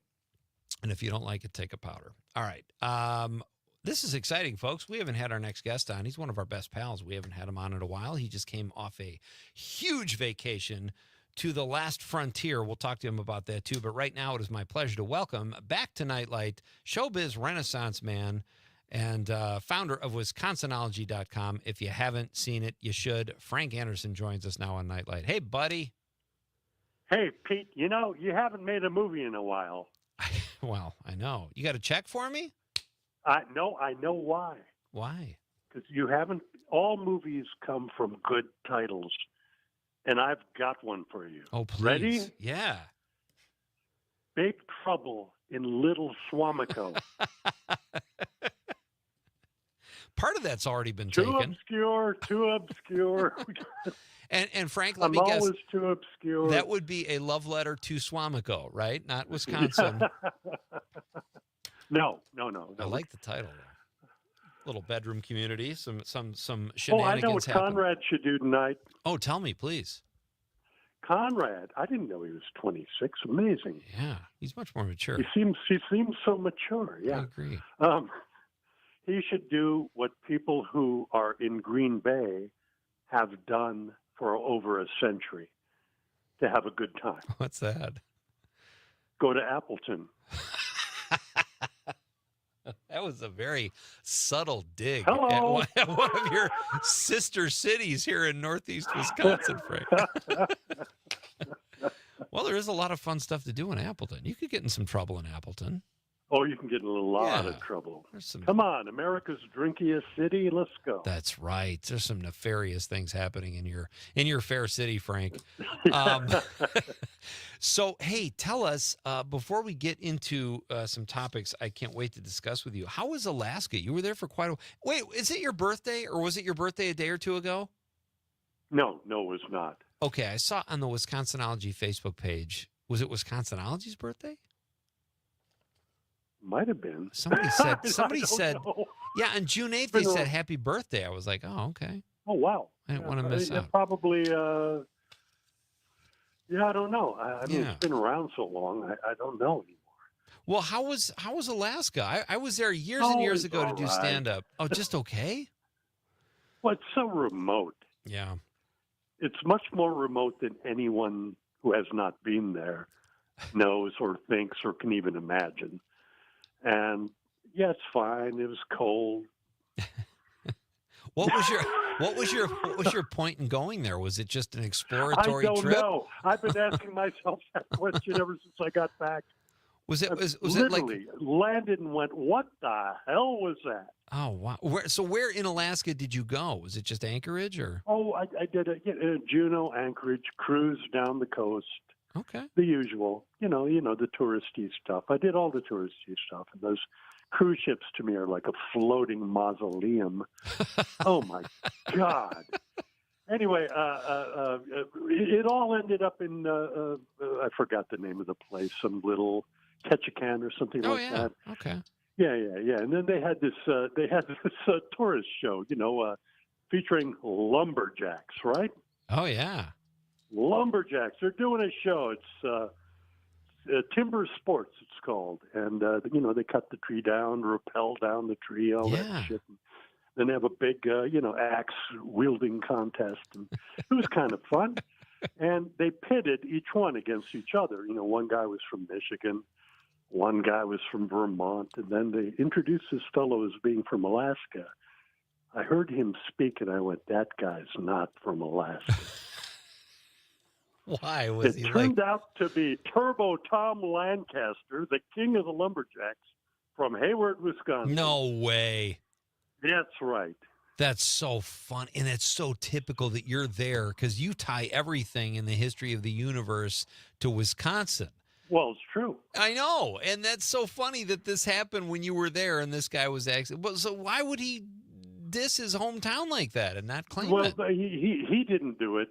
Okay. For the show, they needed someone to pretend that they were from Alaska, just to help Alaska along. But you and I know, when it comes to mowing down trees, nobody compares to Wisconsin. I know. We have in Marinette, we have a big show every year. It's like log days or lumber days or something, and they do the log rolling, and these guys get up there. It's like there's some serious skilled professionals in that. That is the world championship of lumberjack skills. And Turbo Tom is a multi-champion. So I got all interested in Turbo Tom Lancaster. He's fabulous, by the way. That guy, one chop, that tree's down. He brings it. Well, we're going to do this. Okay, I'm sorry your vacation was not maybe what you had hoped it would be. So let's get that bad taste of Alaska out of our mouth. And when we come back after the news, I'm going to ask Frank about a lot of really cool stuff, some Rock and Roll Hall of Fame inductees and an Indian burial ground, so to speak. We're coming right back. It's Pete Schwaba and Nite Light on the Civic Media Radio Network. Shine on me. I love you. Shine a light.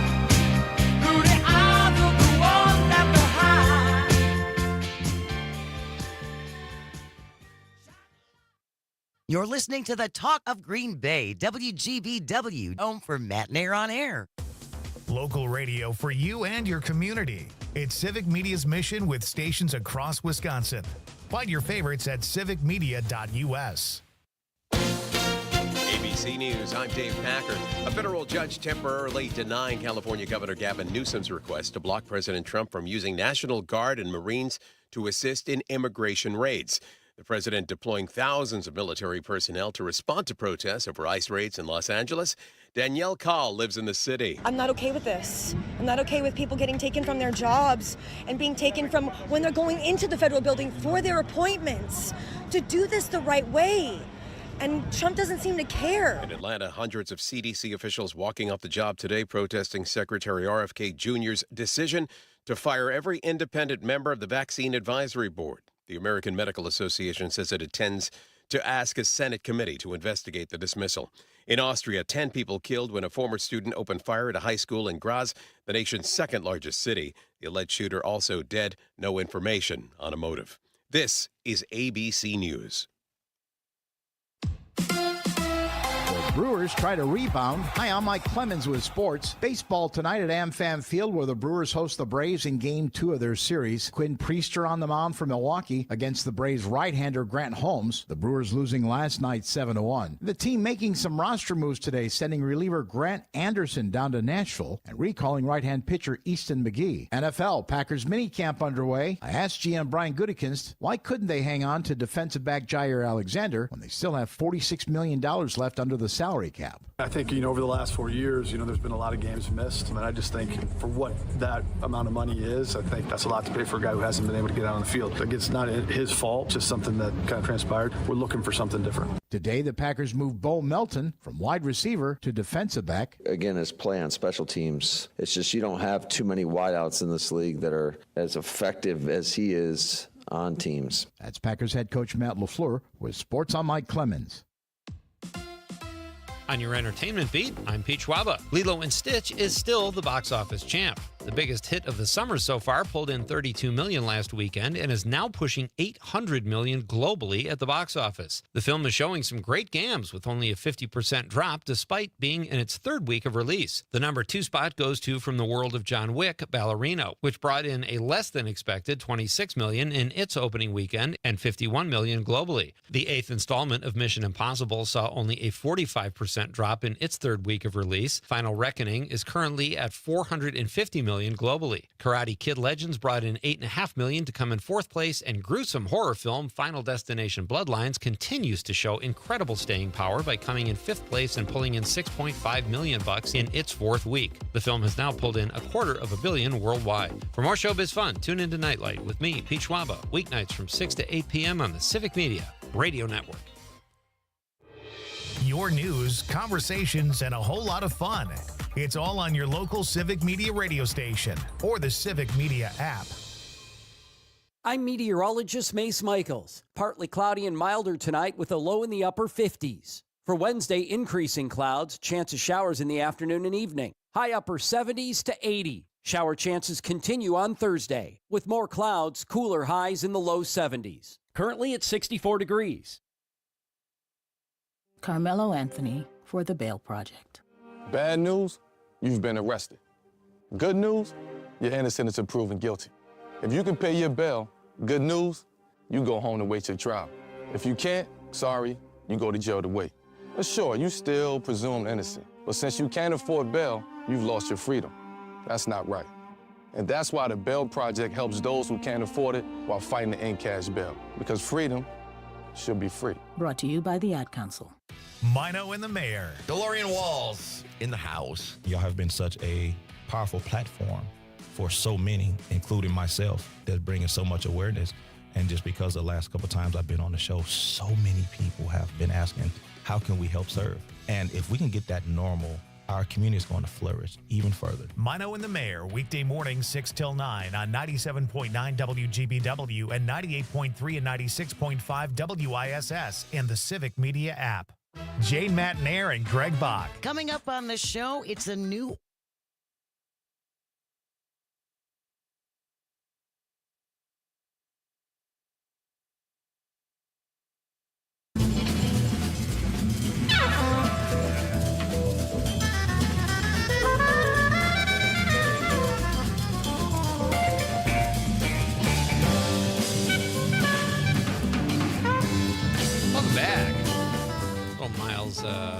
Miles Davis on your birthday. Can't be too bad, Conrad.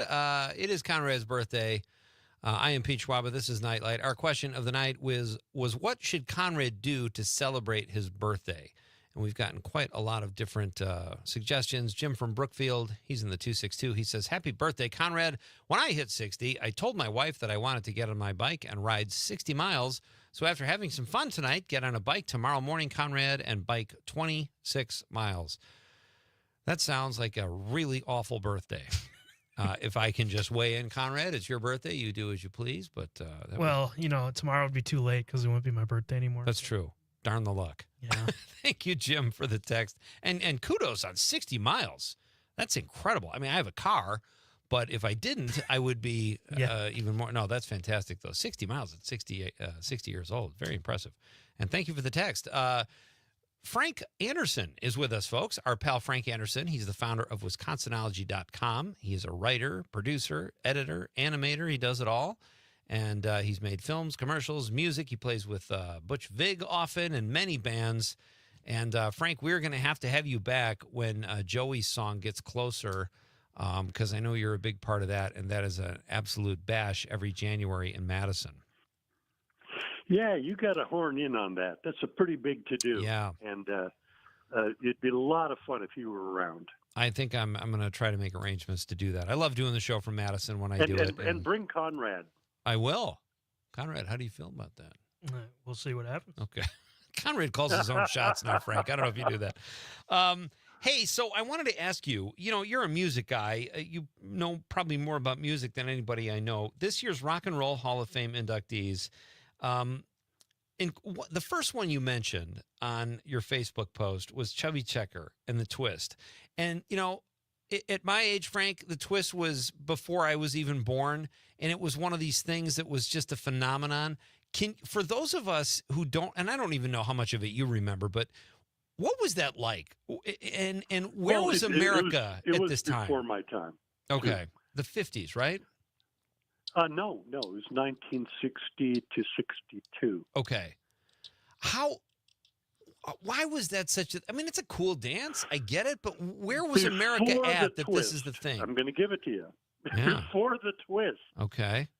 Couples danced together. They held hands. They did the foxtrot. They did jitterbug, whatever. But there was always touching, right? Touching was involved, and you had certain steps. Sure. The twist broke that. All of a sudden, you're free to do your own free-form thing opposite each other. And that's what we ended up growing up with. By the mid-'60s, all hell breaks loose. There's about 100 dances, and everybody's just doing their own thing anyway, apart. And that's the huge revolution that the twist was.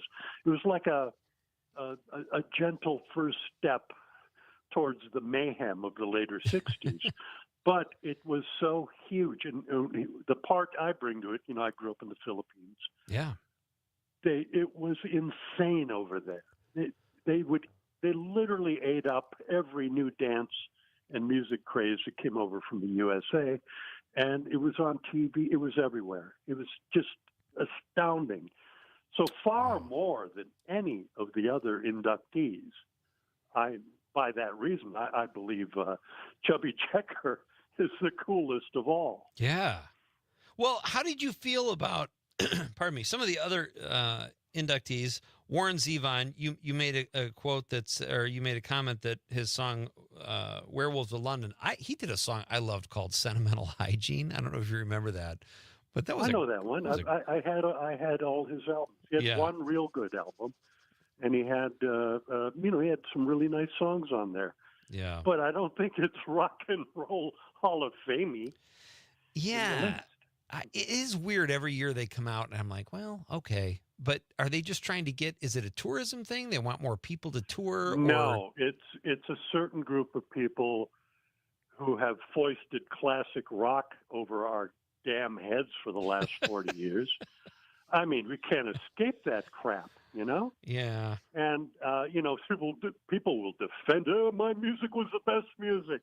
Right. And that's what it is. It's a certain generation, and it's L.A. rock, 1972, when the man took over the business right up to the 80s. And, I mean, that's true. I've read so many rock and roll biographies where someone like Pete Townsend or other great songwriter, McCartney himself, said 1969 was the last year where they felt like they could do anything.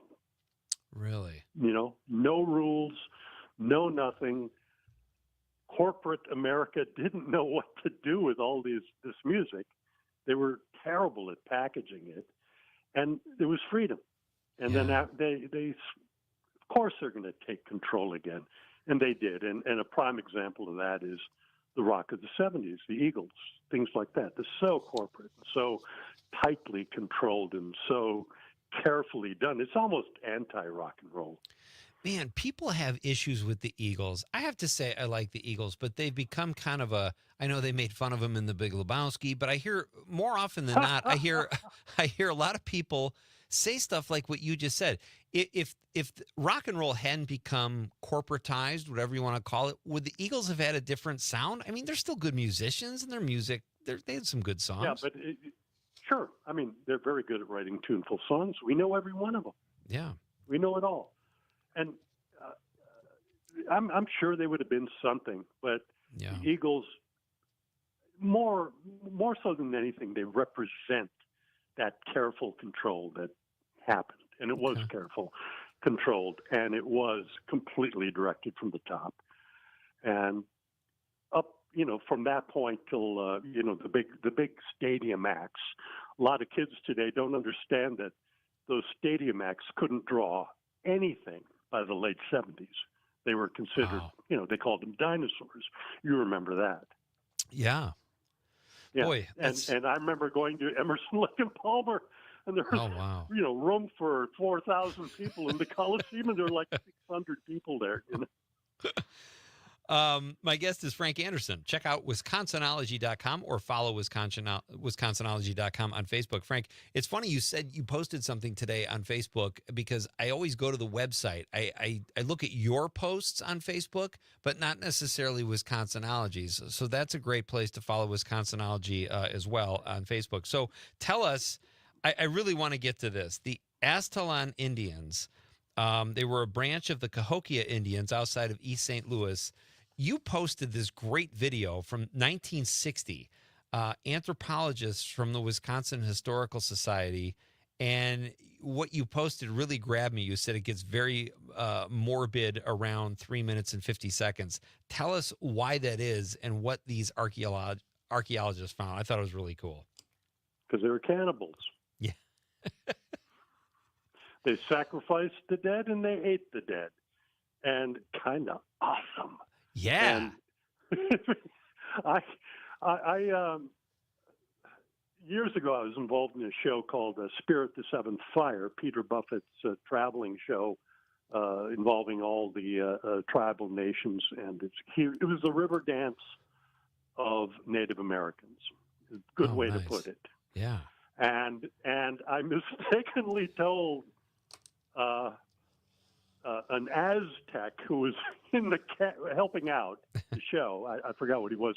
I was bragging about Aztalan. I go, you got to go there. They have these 2 sacrificial temples on each side of them. And then today, they actually now gather since that moment in Aztalan, Really? even though they have no relationship to Aztec or Mayan culture or anything like that. Yeah. These were the middle Mississippian culture of 1,000 years ago, and it's a fascinating, huge civilization, and we're so lucky to have this northern outpost that any of you can see in Lake Mills, Wisconsin. Yeah. Fantastic. Jefferson, or Aztalan is a town, right? It is. Well, it's got 4 buildings, but yes, it is. It's barely a town. Well, I thought it was so cool that they said in the video, and you should check this out, folks, if you go to, where can people see this video, Frank? Would that be on your Facebook, Wisconsinology page? Wisconsinology Facebook. Wisconsinology Facebook is full of stuff. Yeah. And if you're willing to go in there and dig, there's a ton of stuff. It's great. And I love how they said, this archaeologist or anthropologist said in 1960, he was being interviewed, and he said that's when they discovered they were cannibals, and they had just human bones discarded with like fish bones. They just ate like an arm and tossed the bone in the hole. It was just so incredible. Well, you wonder why they had to leave all of a sudden, because they do. Is it climate change? Yes, there was climate change then. And is it they were just, jerks? And the surrounding native tribes were just sick of them? Right. It could be. One of the other things I wanted to ask you about, Frank, was I've seen you've written about on Wisconsinology, and I think I saw a recent post on Facebook about the hodag. And I've heard about this for so long in Wisconsin. I've talked about it a little bit on this show. You had a great post about JFK being presented with a mini hodag. Can you tell us about that a little bit? Well, JFK, who, of course, won the Wisconsin primary, that was the biggest win of his primary run, and it really kicked him off into high gear. He loved Wisconsin. His lobotomized sister was kept in down in Jefferson County at an institute there, and which, by the way, is surrounded by by older Native American burial mounds and effigy mounds. And he was Green Bay Packers' #1 fan. Really? Of course, yes, absolutely. I didn't know that. And he loved this state. He loved everything about it. He loved Door County. He loved the Apostle Islands. He loved everything. And a really big connection there, though, was he was Catholic, and eastern Wisconsin still is in some way overly Catholic, one of the biggest Catholic populations per capita in the United States. Yeah. And in 1960, when he was running, and the famous movie Primary, everybody out there should watch Primary. It's about the Wisconsin Democratic primary, and it's insane when you watch it. Yeah. The priests and bishops and nuns screaming and yelling and fainting while JFK drives by. It's amazing, and great shots of Green Bay and Milwaukee and such. But it was crazy back then. But he was a Wisconsin lover. That's so cool. And they gave him a mini hodag, which I thought was interesting. But I'm also like, whatever happened to that? Will that turn up on eBay at some point? Like, where did the mini hodag make its way through Kennedy lore? Was it this? I wonder, who got it? Right, exactly. Is Caroline going to wear a mini hodag? Did I she hope give it it's to her. a younger member? That's right. We're going to come back. We'll have a couple more minutes with Frank after a very short break. Also, John F. Kennedy was at Marinette Catholic Central, my high school, when he was campaigning. And the last time he was on Wisconsin soil, and I saw this because I was there, Ashland Airport, Frank. Did you know that? I'm sure you did. No. Yeah. I did not. A little tiny airport in Ashland, Wisconsin. It was like a week before he died or whatever. So Frank Anderson is here. We'll have a couple more minutes. We're coming right back. It's Nightlight with Pete Schwaba on the Civic Media Radio Network. All my instincts, they return. The grand facade so soon will burn.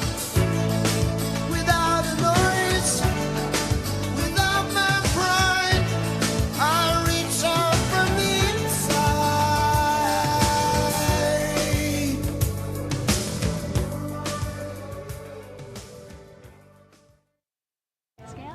As Wisconsin is saying the word bag instead of bag. This is the Civic Media Radio Network. Summer, summer, summer. It's time for Civic Media's Scotty Summer Text to Win contest right here on this local Civic Media radio station. We want to hook you up with $100 cash, Milwaukee Brewers club level tickets, and the chance to win a summer getaway to the Wisconsin Dells area or an escape to Door County. Download the free Civic Media app in the Google Play or App Store. Then listen in for the keywords during the 7 and 11 a.m. hour and 2 and 4 p.m. hour. Text in the keyword and get set to win. It's Civic Media's Scotty Summer. Hey, it's John Mino. And Jim Schmidt from Mino and the Mayor. Want to stay in the loop with all things Northeast Wisconsin? Sign up for the WGBW weekly newsletter. Get the latest local stories, updates on the weather, and a special feature from our Mino and the Mayor podcast. It's your one-stop shop for real news and great conversation in Northeast Wisconsin. Log on to WGBW.FM today and get signed up. Real news, great conversation. Sign up today at WGBW.FM/newsletter. I'm Dan Schaefer. Let's recombobulate. In discussions over the so-called Big Beautiful Bill backed by Donald Trump that's making its way through Congress, none other than Wisconsin Senator Ron Johnson has emerged as the most prominent Republican critic of the bill, saying at a recent Milwaukee Press Club event that it is, quote, not even close to adequate. Johnson has said he wants spending cuts to go even further, including making cuts to Medicaid. But Johnson's position as a critic of this bill makes him especially influential in these negotiations. But let's not forget the last time he was in a a similar position. In 2017, he was a critic of the Trump tax cut bill, but what he fought for was a tax break for certain types of businesses. Perhaps not coincidentally, businesses owned by his largest donors, Dick and Liz Uline. In 2018 alone, the Ulines received more than $200 million in tax breaks because of this bill. So as the big beautiful bill is negotiated in the Senate, let's not forget this piece of recent history. Find all of Dan's work at the Recombobulation area. It's June Dairy Month, and though more than 5 million people call Wisconsin home, we share our state with close to 1.5 million cows. Those beautiful animals. Okay, I grew up on a dairy farm outside of Green Bay. They've been here since before we became a state. Can you answer this? Most of our cow's milk currently makes which product? Is it butter, cheese, or ice cream? The answer coming up. Wisconsin's first official milk plant. 1894 in the Waupun area of Fond du Lac County. Fast forward more than 120 years, now farmer-owned with a second location in the Outagamie County village of Black Creek, the Saputo plant is even featured on History Channel's Modern Marvels for its award-winning cheese making. So did you guess? Most of our cow's milk, 90% of it currently makes cheese. Gouda for you. Celebrating our dairy farmers with this slice of Wisconsin. I'm Terry Barr for the Civic Media Radio Network.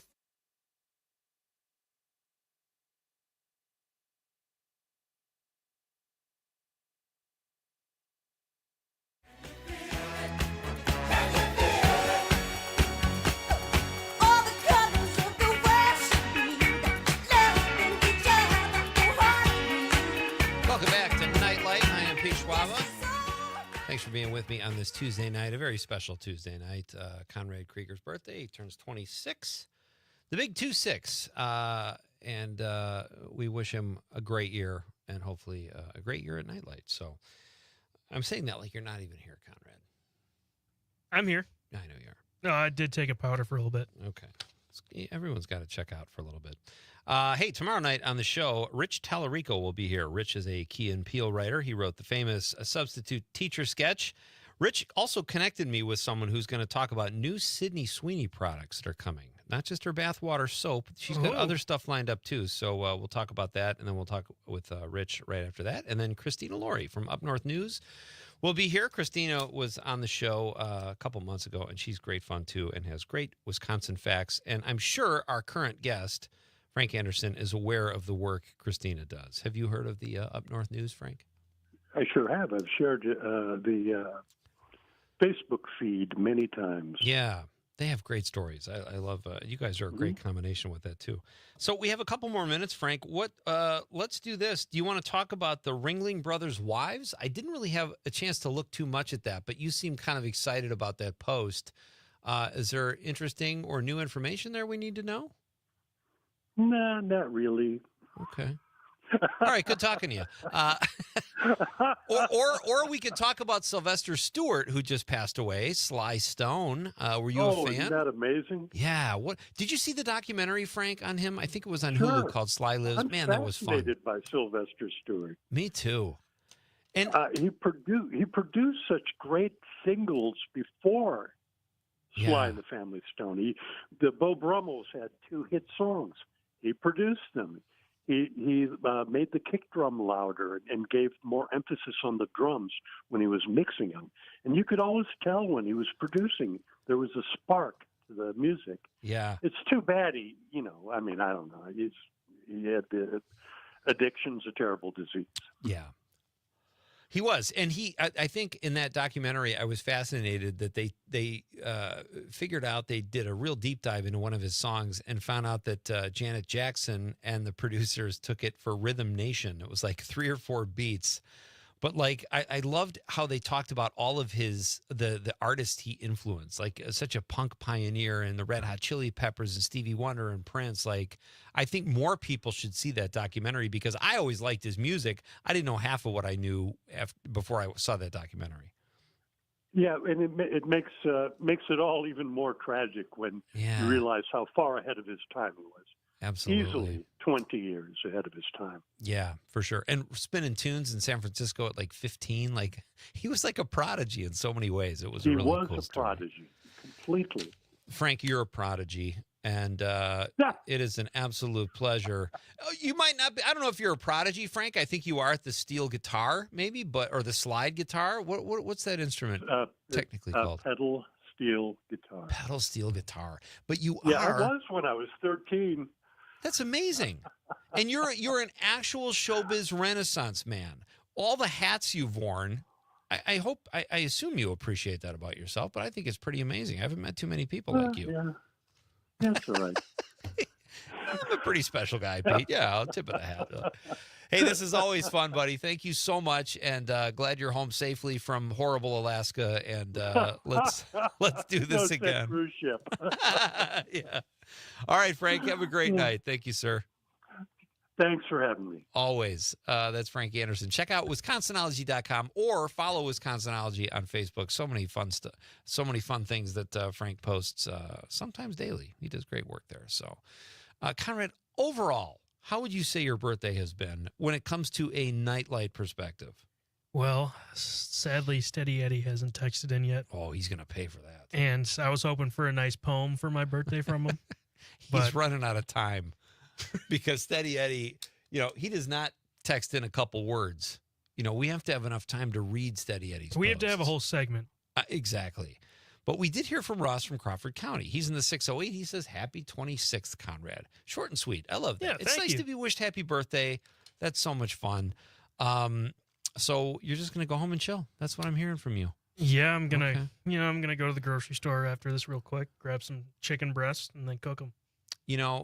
The sad thing is nobody at that grocery store is going to know it's your birthday. You're going to walk around. You're going to look like a sad sack, like all these other single guys looking for their chicken. And I feel like people should know, hey, it's my birthday today. I should go on the announcer that they have. Yes. Just, it's my birthday. Give me free chicken breasts. I think, well, I don't know if you want to get belligerent like that, but yeah, no, you go on like on those Instagram posts when these these guys that are lacking entertainment in their lives go up and grab the customer service mic and put it at their butt and rip one. You ever see those videos? I have. I'm ashamed that I laugh at those, but I'm more laughing at that someone has the gall to do that. Like, what are you hoping to accomplish by doing that? Make a viral video. I guess so, yeah. But nobody sees the guy's face. They achieve it because if you're seeing it, it's probably. Yeah, I guess. And all they got was a ban from that Walmart. Right, they can never shop at Walmart again. So I'm not saying do that, but maybe go there and just say, hey, I'm Conrad. It's my birthday. Thank you, ladies and Can I get something free? Oh, look at this. Just under the wire. Steady Eddie. Conrad, peace. Steady Eddie. Love it. In some ways, that's his best text ever because it's so short and sweet and to the point. As I mentioned, Rich Tallarico will be here. Rich wrote the substitute teacher sketch on Key and Peele. A.A. Ron, Jay Quellen. You've seen it. He's a comedic genius. He will be here tomorrow. And Christina Laurie. I'm so glad we got in touch with Christina Laurie. She's such a fun guest, and I look forward to speaking with her again tomorrow night. My thanks to our guest tonight on this festive Conrad birthday show, Frank Anderson and Matt Miller.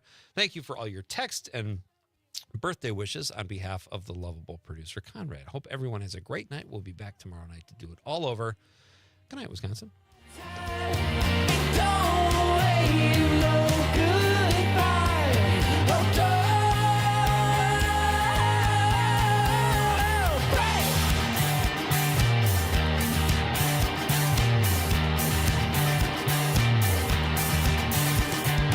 Take me to your best friend's house, Mama lady.